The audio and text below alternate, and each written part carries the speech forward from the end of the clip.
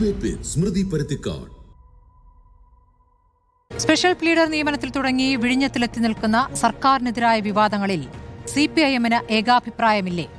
തെരഞ്ഞെടുപ്പിൽ ആരു തോൽപ്പിച്ചു, പാർട്ടിയോ അതോ നേതാക്കളോ എന്നതിൽ പോലും വ്യക്തത നൽകാനാവാഞ്ഞ നേതൃത്വത്തിനെതിരെ ഇപ്പോൾ ഉയരുന്ന പരസ്യ പ്രതികരണങ്ങൾ നൽകുന്ന സൂചന എന്താണ്? മദ്യനികുതിയിൽ പതറിയ പ്രതിപക്ഷ നേതാവിനോട് സഭയിൽ എഴുന്നേറ്റ് പറഞ്ഞുകൂടെ എന്ന് ചോദിച്ച ബാലഗോപാൽ ഭിന്നതയുടെ ഒരു സൂചനയായിരുന്നു. ഒടുവിലിപ്പോൾ വിഴിഞ്ഞം ഓഹരി കൈമാറ്റത്തിലും ഭിന്നസ്വരം പ്രകടമായിരിക്കുന്നു. ഓഹരി കൈമാറ്റത്തിൽ പാർട്ടി സെക്രട്ടറി ദുരൂഹത പറയുമ്പോൾ EP ജയരാജൻ വിവാദ അനാവശ്യമെന്ന് പറയുന്നു. വിഴിഞ്ഞം തുറമുഖ MD എന്തിനു നീക്കിയെന്ന് KK രാഗേഷ് ചോദിക്കുമ്പോൾ ഉദ്യോഗസ്ഥരെ എല്ലാ സർക്കാരും നീക്കുമെന്ന് KK ശൈലജും PK ശ്രീമതിയും പറയുന്നു. ഉമ്മൻചാണ്ടി കാലത്ത് പറഞ്ഞ കടൽ കൊള്ള പാർട്ടി സെക്രട്ടറി ഭരണകാലത്തിനിപ്പുറം വീണ്ടും ഉന്നയിക്കുമ്പോൾ ഏറ്റുപിടിക്കാൻ നേതാക്കളില്ലേ? പരാജയശേഷം ഇന്നുവരെ LDF ചേർന്ന മുന്നണി തന്ത്രങ്ങൾ മെനയാൻ പ്രതിപക്ഷത്തിന് കഴിയാത്തത് എന്താണ്? നാളെ ചേരുന്ന കേന്ദ്ര കമ്മിറ്റി യോഗത്തിൽ സംസ്ഥാന CPM-നെ തിരുത്തുന്ന നടപടികൾക്ക് സാധ്യതയുണ്ടോ? കണ്ണൂർ കലങ്ങുന്നോ എന്നതാണ് ചോദ്യം.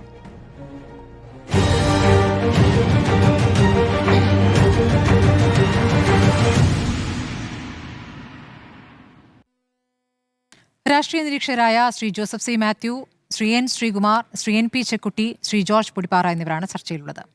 ആദ്യം ഞാൻ ശ്രീ ജോസഫ് C. മാത്യുവിലേക്ക് പോകുന്നു. ശ്രീ ജോസഫ് C. മാത്യു, ഇപ്പോൾ വിഴിഞ്ഞവുമായി ബന്ധപ്പെട്ട് CPM-ന്റെ യഥാർത്ഥ ആരോപണം എന്താണെന്നാണ് അങ്ങ് കരുതുന്നത്? ഓഹരി കൈമാറ്റമാണോ അതോ MD-യെ മാറ്റിയതാണോ? എന്താണ് യഥാർത്ഥത്തിലുള്ള വിഷയം? ഇപ്പോൾ പുറത്തു വരുന്ന വ്യത്യസ്ത പ്രതികരണങ്ങൾ നൽകുന്ന സൂചന എന്താണ്?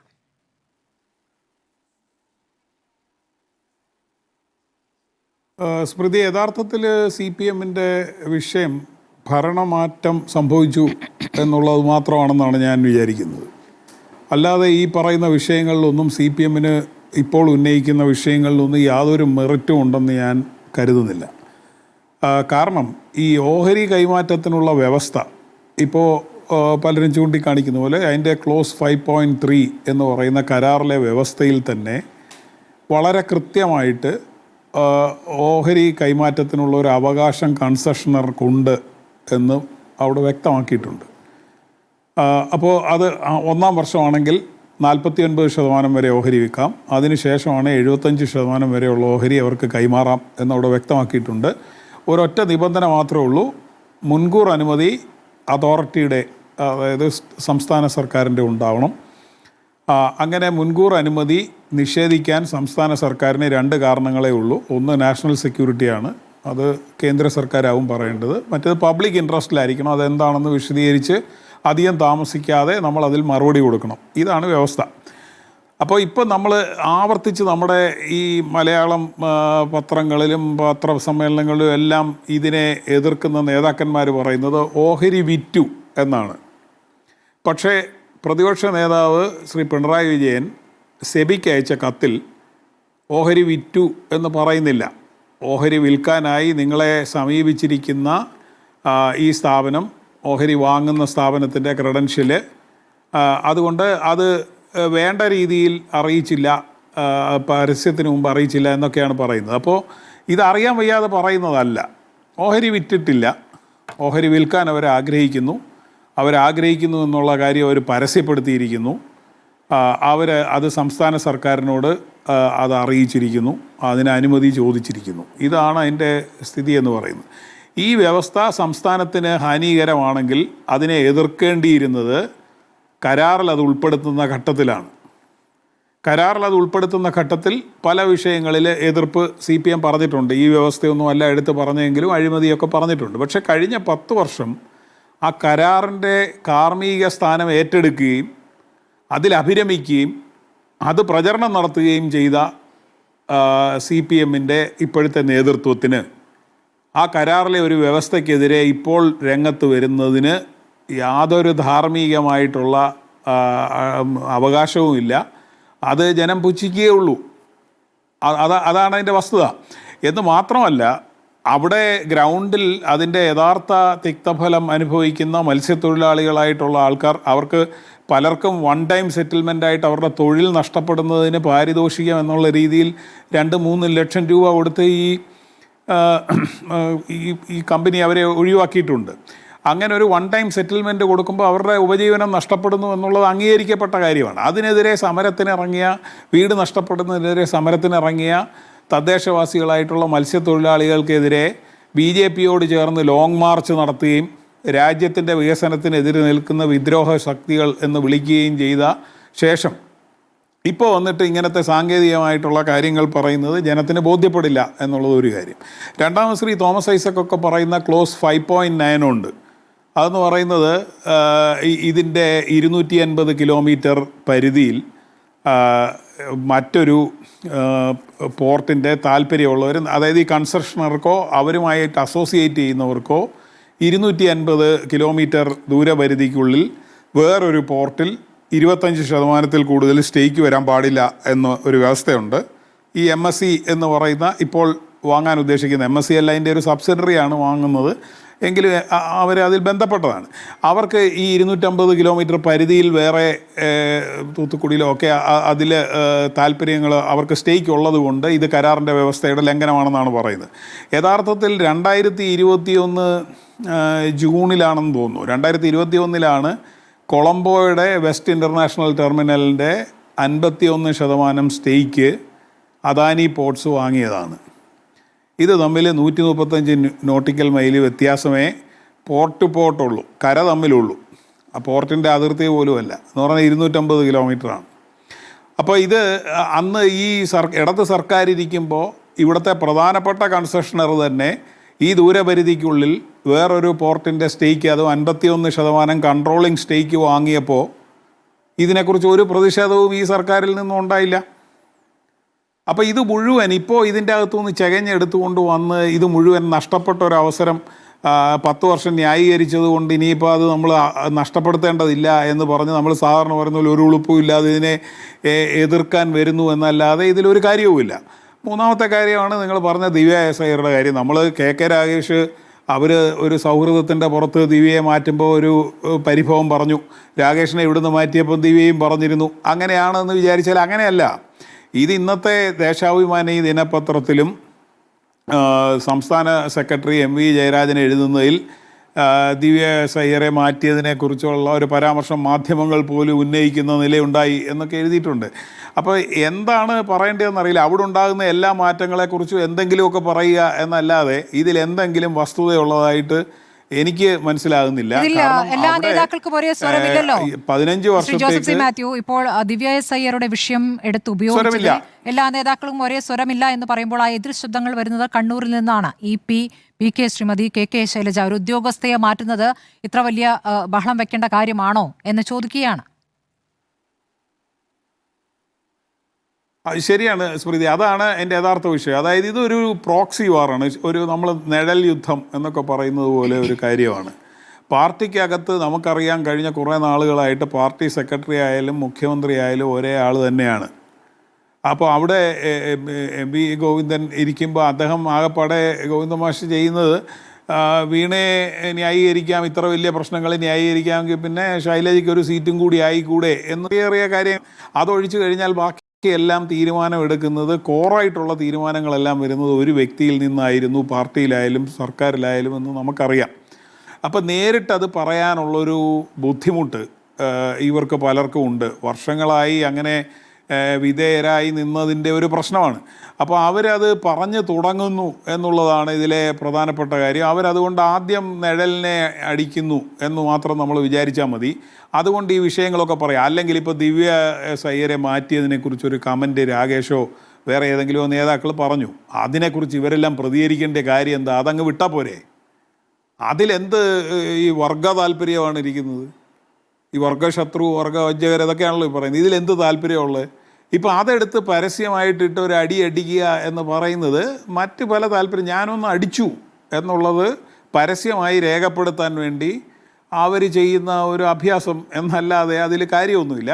അപ്പം നാളിതുവരെ എന്ത് പറഞ്ഞാലും മൗനമായിരിക്കുകയും അതിൻ്റെ പിന്നിലാണ് നിരക്കുകയും ചെയ്യുന്നത് കഴിഞ്ഞു. ഞങ്ങൾ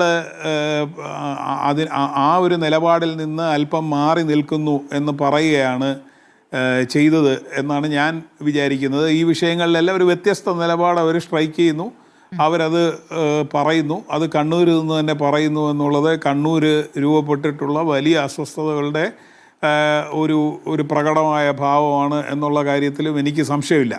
അതിനപ്പുറത്തേക്ക് എന്തെങ്കിലും ഇതിലോട്ട് കൂടുതൽ വായിക്കേണ്ടതുണ്ടെന്ന് ഞാനിപ്പോൾ വിചാരിക്കുന്നില്ല. ശരി, ശ്രീ എൻ പി ചെക്കുട്ടി, ഇതിപ്പോൾ കണ്ണൂരിൽ മാത്രമാണോ ഈ എതിരഭിപ്രായം വരുന്നത്? യഥാർത്ഥത്തിൽ ഈ തെരഞ്ഞെടുപ്പ് പരാജയത്തിനു ശേഷം ഒരു യോഗം ചേർന്ന് തെരഞ്ഞെടുപ്പ് പരാജയം വിലയിരുത്താൻ മുന്നണി യോഗം ഇതുവരെ ആ രൂപത്തിൽ ചേർന്നില്ല. ഒരു തവണ ചേർന്ന് പിന്നീട് ചേരാം, നമുക്ക് വിശദമായി ചർച്ച ചെയ്യാമെന്ന് പറഞ്ഞ് പിരിഞ്ഞതാണ്. ഇതുവരെ യോഗം ചേർത്തിട്ടില്ല എന്നൊരു യാഥാർത്ഥ്യം അവിടെ നിൽക്കുന്നു. അപ്പോൾ ഈ വാർത്താ സമ്മേളനം നടത്തുമ്പോൾ എന്തൊക്കെ ഉന്നയിക്കണമെന്നുള്ള കാര്യത്തിൽ LDF ഒരു ഏകാഭിപ്രായം വന്നിട്ടില്ല, ഒന്നാമത്തെ കാര്യം.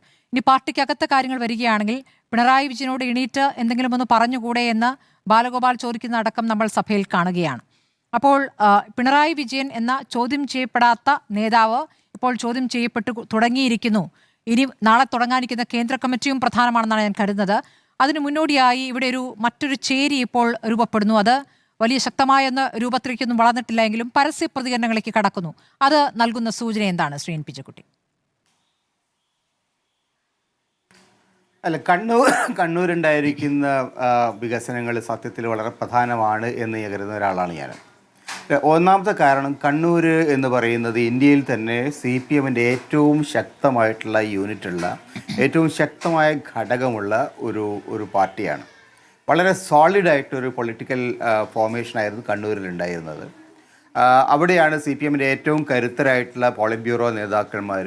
അന്ന് മാത്രമല്ല, പഴയകാലം മാത്രമല്ല, ഇന്നും ഇപ്പോഴും അങ്ങനെ തന്നെയാണ്. അപ്പോൾ സ്വാഭാവികമായിട്ടും കണ്ണൂരുള്ള പാർട്ടിയാണ് കേരളത്തിലെ എൻറ്റയർ പാർട്ടിയുടെ കാര്യങ്ങൾക്ക് ഒരു നേതൃത്വം കൊടുത്തിരുന്നത്. അപ്പം അവിടെ അടിസ്ഥാനപരമായിട്ട് വലിയ സംഘർഷങ്ങൾ ആരംഭിച്ചിരിക്കുന്നുള്ള ഇപ്പോൾ സംഭവിച്ചതല്ല. കഴിഞ്ഞ തെരഞ്ഞെടുപ്പിൻ്റെ സമയത്ത് തന്നെ ഇത് വളരെ വ്യാപകമായിരുന്നു. കേരളത്തിലിപ്പം നിയമസഭയിൽ 4 റബൽ ആയിട്ടുള്ള CPM റബലായിട്ട് വന്ന 4 MLA-മാരിൽ രമ നേരത്തെ തന്നെ റബലായിട്ട് ജയിച്ചു. ഇത്തവണ സുധാകരൻ ജയിച്ചു. ബാക്കി 2 പേരും ഈ പ്രദേശത്തു നിന്നുള്ള ആളുകളാണ്. കുഞ്ഞികൃഷ്ണൻ ആയാലും ശരി, ഗോവിന്ദനായാലും ശരി, ആ പ്രദേശത്തു നിന്നുള്ള ആളുകളാണ്. അപ്പോൾ ഇന്ന് വരെ CPMൻ്റെ ചരിത്രത്തിലില്ലാത്ത വിധം വളരെ ശക്തമായിട്ടുള്ള ഒരു ഇൻറ്റേർണൽ ക്രൈസിസ് കണ്ണൂരിലെ പാർട്ടിയിലുണ്ട്. അതിനകത്ത് സത്യത്തിൽ പാർട്ടിയെ നയിക്കാൻ ശേഷിയുള്ള, പാർട്ടിയെ നയിക്കാൻ ഒരു ലീഡർഷിപ്പ് കാപ്പബിലിറ്റി ഉള്ള ഒരു സ്റ്റേച്ചറുള്ള ലീഡർ അവിടെ ഇല്ലാനും. ഇപ്പോൾ ജില്ലാ സെക്രട്ടറി ആയിരിക്കുന്ന ആൾക്ക് സത്യത്തിൽ ആ നിലയ്ക്ക് ഒരു പാർട്ടിയെ നയിക്കാനുള്ളൊരു ശേഷിയൊന്നുമില്ല. അദ്ദേഹത്തെക്കാൾ എത്രയോ കരുത്തരായ നേതാക്കന്മാർ പാർട്ടിയിൽ തന്നെ സാധാരണ നിലയിൽ പ്രവർത്തിക്കുന്നുണ്ട്. അപ്പോൾ സ്വാഭാവികമായിട്ടും വലിയൊരു ക്രൈസിസ് അവിടെയുണ്ട്. അതൊന്ന്. രണ്ടാമത്തെ കാര്യം, കണ്ണൂർ പാർട്ടിയുടെ ലീഡർഷിപ്പിൽ നിന്നാണ് ഈ MV ഗോവിന്ദനായാലും ശരി, പിന്നെ പിണറായി വിജയനായാലും ശരി, കോടിയേരി ആയാലും ശരി, ഇങ്ങനെയുള്ള ആളുകൾക്ക് സംസ്ഥാന ദേശീയ തലത്തിലേക്ക് മാറിയത്. അപ്പോൾ സംസ്ഥാന തലത്തിൽ ഇവരുടെ ഈ കഴിഞ്ഞ തെരഞ്ഞെടുപ്പോട് കൂടി ഉണ്ടായിരിക്കുന്ന തകർച്ച, അതുണ്ടാക്കിയിരിക്കുന്ന വലിയ ഗുരുതരമായിട്ടുള്ള പ്രത്യാഘാതങ്ങൾ, അത് സാധാരണ നിലയിലാണെങ്കിൽ കണ്ണൂർ പാർട്ടി അവർ ഡിഫെൻഡ് ചെയ്യുക ചെയ്യുന്നത്. എല്ലാ കാലത്തും കണ്ണൂർ പാർട്ടി തങ്ങളെ അയച്ച നേതാക്കളെ, തങ്ങളുടെ ഭാഗമായിട്ട് നിന്ന നേതാക്കളെ അവരെന്നും ഡിഫെൻഡ് ചെയ്യുന്നത്. പക്ഷേ ഇന്ന് അതല്ല സംഭവിച്ചുകൊണ്ടിരിക്കുന്നത്.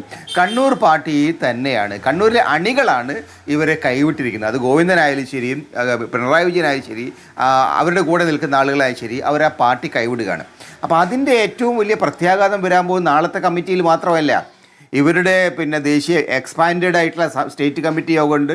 ഒരു പ്ലീനത്തിൻ്റെ സ്വഭാവമുള്ളതാണ്. ആ സമ്മേളനങ്ങളിലൊക്കെ തന്നെ കൃത്യമായിട്ടുള്ള കണക്കെടുപ്പ് വരും, കൃത്യമായിട്ടുള്ള നിലപാടുകൾ ആളുകൾ വ്യക്തമാക്കേണ്ടതായിട്ട് വരും, തിരുത്തൽ നടപടികളിലേക്ക് പാർട്ടി പോകേണ്ടതായിട്ട് വരും. അങ്ങനെയൊക്കെ വരുമ്പോൾ കണ്ണൂരിലെ നേതാക്കളിൽ ഒരു വലിയ വിഭാഗം ആളുകൾ തങ്ങളുടെ വിയോജിപ്പ് പരസ്യമായിട്ട് പ്രകടിപ്പിക്കുമെന്നുള്ളത് പാർട്ടിയിൽ കണ്ണൂരിൽ മാത്രമല്ല കേരളത്തിലാകെ വരാൻ പോകുന്ന വലിയൊരു തിരുത്തലിൻ്റെ സൂചനയാണ്. ആ തിരുത്തൽ എങ്ങനെയാണ് വരിക നമുക്കറിയില്ല. തീർച്ചയായും പിണറായി ആയാലും ശരി, ഗോവിന്ദനായാലും ശരി, മറ്റു നേതാക്കളായാലും ശരി, അവരൊരുപാട് കാര്യങ്ങൾക്ക് ആൻസർ പറയേണ്ടതുണ്ട്. കഴിഞ്ഞ കുറേ കാലങ്ങളായിട്ട് അവരിങ്ങനെ പാർട്ടിയിലുണ്ടായ ചർച്ചകൾ പോലും വേണ്ട വിധമല്ല താഴോട്ട് പ്രചരിപ്പിച്ചത്.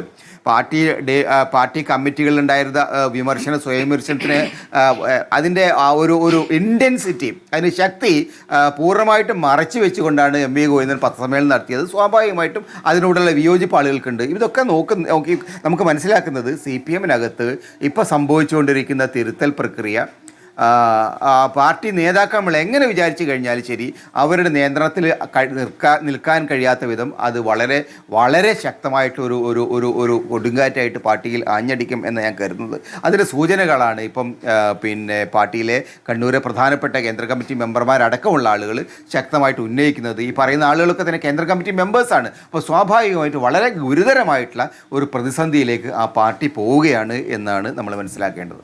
ശരി, ശ്രീ എൻ ശ്രീകുമാർ, CPM-ൽ ഒരു വലിയ മാറ്റത്തിന് സാധ്യതയുണ്ട്. ഈ പ്രതികരണങ്ങൾ അതിൻ്റെ ഒരു തുടക്കമായിട്ട് അങ്ങ് കാണുന്നുണ്ടോ? ഇപ്പോൾ പ്രതിപക്ഷത്തെ സംബന്ധിച്ച് ഒരു പ്രതിപക്ഷം എന്ന രൂപത്തിൽ പ്രവർത്തിക്കാവുന്ന രീതിയിലേക്ക് വന്നിട്ടില്ല എന്നൊരു വിലയിരുത്തൽ നിങ്ങൾക്കുണ്ട്. ഇപ്പോൾ പ്രതിപക്ഷം ഉന്നയിക്കുന്ന വിഷയങ്ങൾ ആയാൽ തന്നെ കഴിഞ്ഞ സർക്കാരിൻ്റെ കാലത്ത് തുടങ്ങി വെച്ചതിൻ്റെ തുടർച്ച പലപ്പോഴും ഈ സർക്കാർ നടത്തുകയാണ്. PMC അടക്കമുള്ള വിഷയങ്ങൾ, ഇനി മദ്യനികുതിയുമായി ബന്ധപ്പെട്ട് പറയുകയാണെങ്കിൽ അതിലും തുടങ്ങി വെച്ചത് കഴിഞ്ഞ സർക്കാരാണ് എന്നുള്ള ഒരു വാദം പറയുന്നു. അപ്പോൾ ശക്തമായി ഉന്നയിക്കാൻ വിഷയങ്ങളില്ലാത്തതിൻ്റെ ഒരു ബുദ്ധിമുട്ട് അനുഭവിക്കുകയാണോ? വിഷയം അവതരിപ്പിക്കുന്നതിൽ ഒരു അവധാനതയില്ലാത്തതിൻ്റെ ബുദ്ധിമുട്ട് അനുഭവിക്കുകയാണോ? എന്താണ് ഇപ്പോൾ അങ്ങേക്ക് തോന്നുന്നത്? നോക്കൂ ശ്രീമതി സ്മൃതി, ഇത് CPM-ൽ കുറേ കാലമായിട്ട് അഭിപ്രായ ഐക്യമില്ലായ്മ പല അവരുടെ കാര്യത്തിലും വ്യക്തമായിട്ടുണ്ട്. ഒരുപാട് വിഷയങ്ങളുണ്ടത്. അത് ശേഷം ഭരണം പോയ ശേഷം ഇപ്പോൾ നമുക്ക് മനസ്സിലാകുന്ന വിഷയം ഭരണമാണ് ഈ പാർട്ടിയുടെ അച്ചടക്കത്തിൻ്റെ ഒരു വാളെന്ന് വളരെ വ്യക്തമാവുകയാണ്. ഇപ്പോൾ പിണറായി വിജയനായിരുന്നു തിരിച്ചു വന്നതെങ്കിൽ പാർട്ടിയിൽ ഒരു പ്രശ്നം ഉണ്ടാകുമായിരുന്നില്ല. അപ്പോൾ കഴിഞ്ഞ 10 വർഷവും ഈ പാർട്ടിയെ എതിർ സ്വരത്തെ നിയന്ത്രിച്ച് നിർത്തിയിരുന്നത് പാർട്ടി അച്ചടക്കമല്ല, ഭരണം ഉള്ളതുകൊണ്ടാണ്. അപ്പോൾ ഭരണമാണ് പാർട്ടിയെ നിയന്ത്രിച്ചിരുന്നത് എന്നാണ് ഒന്നാമത്തെ കാര്യം. രണ്ടാമത്തെ കാര്യം എന്താണെന്ന് വെച്ചാൽ ഇന്നലെ ഈ പ്രതികരണങ്ങളുമായി രംഗത്ത് വന്ന കേന്ദ്ര കമ്മിറ്റി അംഗങ്ങൾ 3 പേരും അവർ 3 പേരും മനഃപൂർവ്വം തന്നെ വന്നതാണ് എന്നതിൻ്റെ വ്യക്തമായ തെളിവാണ് ഇന്നലെ ഇന്നുമൊക്കെ വളരെ സ്വതന്ത്രമായിട്ട് വളരെ ചിരിച്ചുകൊണ്ട് അവർ കാര്യം പറയുകയാണ്. ആ വന്ന ടീമിനെ ഒന്ന് ശ്രദ്ധിച്ചാൽ അവർ ഈ ഭരണതലത്തിൽ CPM-ൻ്റെ പിണറായി വിഭാഗം ഭരണതലത്തിൽ പിടിമുറുക്കിയ കാലത്ത് അവഗണിക്കപ്പെട്ടവരാണ്. EP ജയരാജനായാലും KK ശൈലജ ആയാലും PK ശ്രീമതി ആയാലും ഒക്കെ അവഗണിക്കപ്പെട്ടവരാണ്. അപ്പോൾ അവഗണിക്കപ്പെട്ടവരുടെ ഒരു ചേരി ഇവിടെ രൂപപ്പെട്ടിരിക്കുകയാണ്. കാരണം EP ജയരാജൻ്റെ വിഷയം അറിയാമല്ലോ. അദ്ദേഹത്തിൻ്റെ വ്യവസായ വകുപ്പിൽ നിന്ന് അദ്ദേഹം പുറത്തുപോയ ശേഷം അദ്ദേഹത്തിനെതിരായ നീക്കങ്ങൾ, PK ശ്രീമതിക്കെതിരായ പാർട്ടിയുടെ നടപടികൾ, അതായത് പ്രായത്തിൻ്റെ കാര്യമൊക്കെ പറഞ്ഞുകൊണ്ട് ശൈലജ ടീച്ചറെ മട്ടന്നൂരിൽ നിന്ന് മാറ്റിയത്, അവരുടെ അവാർഡ് കോവിഡ് കാലത്തുള്ള അവാർഡ് സ്വീകരിക്കാനുള്ള ഇത് തടസ്സപ്പെടുത്തിയത്, അങ്ങനെ ഭരണം കൊണ്ട് ഇവരെയൊക്കെ CPM നേരിട്ടിരുന്നു. ആ ഒരു ചേരിയാണ് ഇപ്പോൾ ഒരുമിച്ച് വന്നിരിക്കുന്നത്. അത് കണ്ണൂരിൽ നിന്നാണ് എല്ലാവരും എന്നുള്ളതിൻ്റെ കാരണം കാലാകാലങ്ങളായിട്ട് CPM-ലെ നേതാക്കളെല്ലാവരും കണ്ണൂരിൽ നിന്നാണ് വളർന്നു വരുന്നത്, മറ്റുള്ളവരെ വളർത്താറില്ല. ഇപ്പോൾ സാധാരണ രീതിയിൽ പറയാറുണ്ട്, ഇപ്പോൾ എനിക്ക് തോന്നുന്നു ഇതൊരു കമ്മ്യൂണിസ്റ്റ് പാർട്ടി ഓഫ് മലബാർ എന്ന് വേണമെങ്കിൽ പറയാവുന്ന രീതിയിലെത്തിയ CPM-നെ. കാരണം കമ്മ്യൂണിസ്റ്റ് പാർട്ടി ഓഫ് മലബാർ എന്ന് പറയുമ്പോൾ മലബാർ മേഖലയാണ് ഈ പാർട്ടിയിൽ നിന്ന് നിയന്ത്രിക്കുന്നതും പാർട്ടിയിലെ പ്രശ്നങ്ങൾ ഉണ്ടാക്കുന്നതും. തെക്ക് വളരെ ശാന്തമാണ് തെക്കൻ മേഖല. മധ്യമേഖലയിൽ ഈ പാർട്ടി വളരെ കാര്യമായിട്ടില്ല, തൃശ്ശൂർ ഒഴിച്ച്. അപ്പോൾ അതുകൊണ്ട് ഈ 3 തലത്തിൽ നോക്കുകയാണെങ്കിൽ ഇതിൽ ഇനി ഇവരുടെ അടുത്ത നിലപാട് എന്തായിരിക്കും എന്നുള്ളതാണ്. ഇപ്പം ഈ വന്ന് പറഞ്ഞതിലൊന്നും ഞാൻ വലിയ ഗൗരവം കൊടുക്കുന്നില്ല. പക്ഷെ ഒരു ഗുണം എന്താണെന്ന് വെച്ചാൽ CPM പറഞ്ഞതൊന്നും ശരിയല്ല എന്ന് CPM നേതാക്കൾ പറഞ്ഞിരിക്കുകയാണ് ഈ വിഴിഞ്ഞ വിഷയത്തിൽ. അതിലേറ്റവും വളരെ പ്രധാനപ്പെട്ട കാര്യം പാർട്ടി സെക്രട്ടറി ഇന്നത്തെ പാർട്ടി മുഖപത്രത്തിൽ എഴുതിയ ലേഖനത്തിൽ തുറമുഖ കൊള്ള എന്ന് പറഞ്ഞിട്ടുണ്ട്. അപ്പോൾ തുറമുഖ കൊള്ള, വിഴിഞ്ഞ തുറമുഖത്തെ പറ്റിയാണ്. അപ്പോൾ തുറമുഖ കൊള്ള എന്ന് പാർട്ടി സെക്രട്ടറി എഴുതുമ്പോൾ EP ജയരാജൻ പറഞ്ഞത് അഴിമതി എന്ന് ഞാൻ പറയില്ല, അഴിമതി ഉന്നയിച്ചവർ പറയട്ടെ. KK ശൈലജ പറഞ്ഞത് വിവാദമാക്കേണ്ട കാര്യമില്ല. PK ശ്രീമതി ടീച്ചറും ആ ലെവലിൽ തന്നെയാണ് പറഞ്ഞത്. ഇവരൊക്കെ പറഞ്ഞൊരു കാര്യം എന്താണെന്ന് വെച്ചാൽ ഈ വിഴിഞ്ഞം വിഷയത്തിലെ ഗവൺമെൻറ്റിലെ മുഖ്യമന്ത്രി, ഇന്ന് KK ശൈലജ പ്രത്യേകം പറഞ്ഞിട്ടുണ്ട്, മുഖ്യമന്ത്രിയുടെ പറഞ്ഞ കാര്യങ്ങൾ, മുഖ്യമന്ത്രിയുടെ നിലപാടുകൾ, അതിനോട് KK ശൈലജ വളരെ നയപരമായിട്ടൊരു സമീപനം എടുത്തിരിക്കുകയാണ്. അല്ലെങ്കിൽ മുഖ്യമന്ത്രി പറഞ്ഞതല്ല വിശ്വാസം, പാർട്ടി സെക്രട്ടറി എഴുതിയതിലാണ് വിശ്വാസം എന്നവർ പറഞ്ഞിട്ടില്ല. വളരെ ഗൗരവമുള്ള ഒരു കാര്യമാണത്.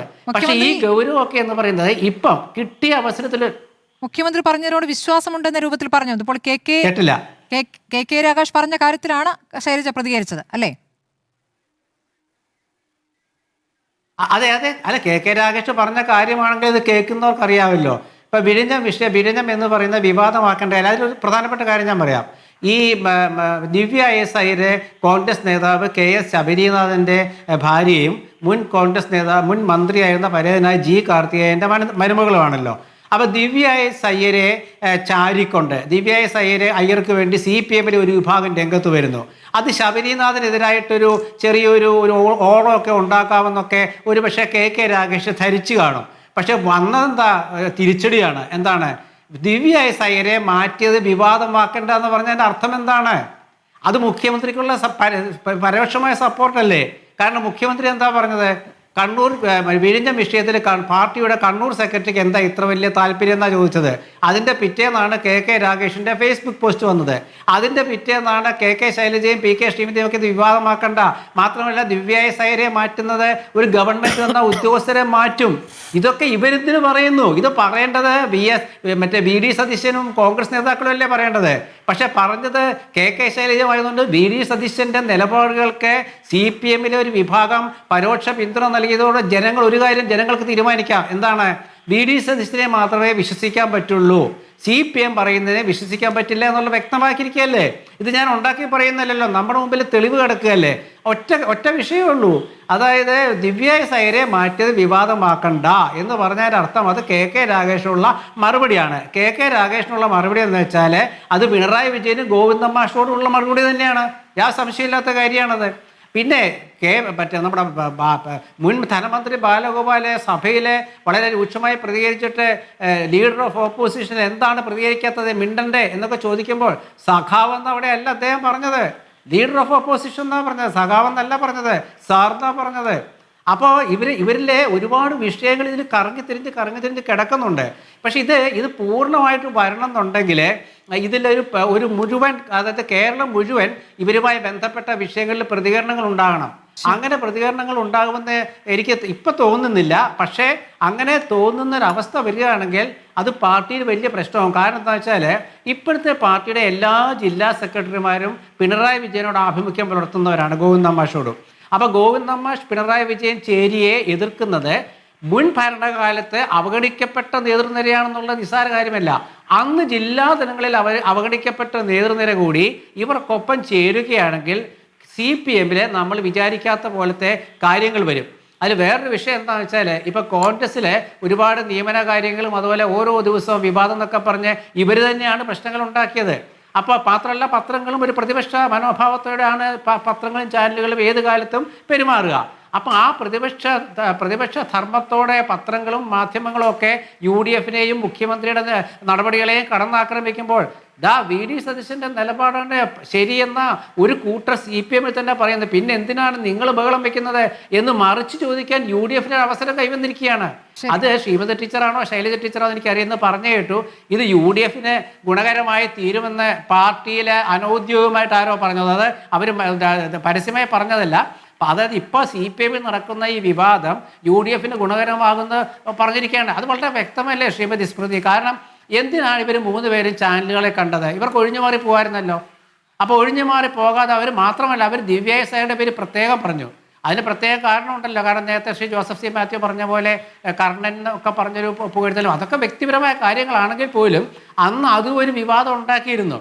അപ്പൊ ആ വിവാദം കോൺഗ്രസിലെ ഒരു ശബരിനാഥന്റെ ഭാര്യയെ പിന്തുണച്ചുകൊണ്ട് എന്തെങ്കിലും ഒരു പ്രശ്നം ഉണ്ടാക്കാമെന്ന് കരുതിയെങ്കിൽ തിരിച്ചടിയായി പോയി. ഇനിയിപ്പോൾ ഇത് മാറണമെന്നുണ്ടെങ്കിൽ നാളത്തെ കേന്ദ്ര കമ്മിറ്റി യോഗത്തിൽ കേരളത്തിലെ CPMന്റെ നേതാക്കൾ എടുക്കുന്ന നിലപാടെന്താണ്, ഗോവിന്ദൻ മാഷിന്റെ പ്രതികരണം എന്താണെന്നുള്ള വലിയ കാര്യമാണ്. കാരണം പാർട്ടി അച്ചടക്കം ലംഘിക്കാൻ കണ്ണൂരിലത്തെ ചില നേതാക്കൾ രംഗത്ത് വന്നെന്ന് ഗോവിന്ദൻ മാഷ് നാളെ പറയുകയാണെങ്കിൽ അത് നിസ്സാരമായി കാണാൻ പറ്റില്ല. അപ്പൊ അത് കമ്മ്യൂണിസ്റ്റ് പാർട്ടി ഓഫ് മലബാർ എന്ന രീതിയിലേക്ക് ഈ കാര്യം എത്തുകയാണെങ്കിൽ കേരളത്തിലെ തെക്കൻ ജില്ലയിലെ നേതാക്കളുടെ ഇനിയുള്ള പ്രതികരണങ്ങൾ കൂടി നമ്മൾ കാണേണ്ടി വരും. സർക്കാരിന് നല്ലൊരു പ്രതിപക്ഷം വേണ്ടതുണ്ട്.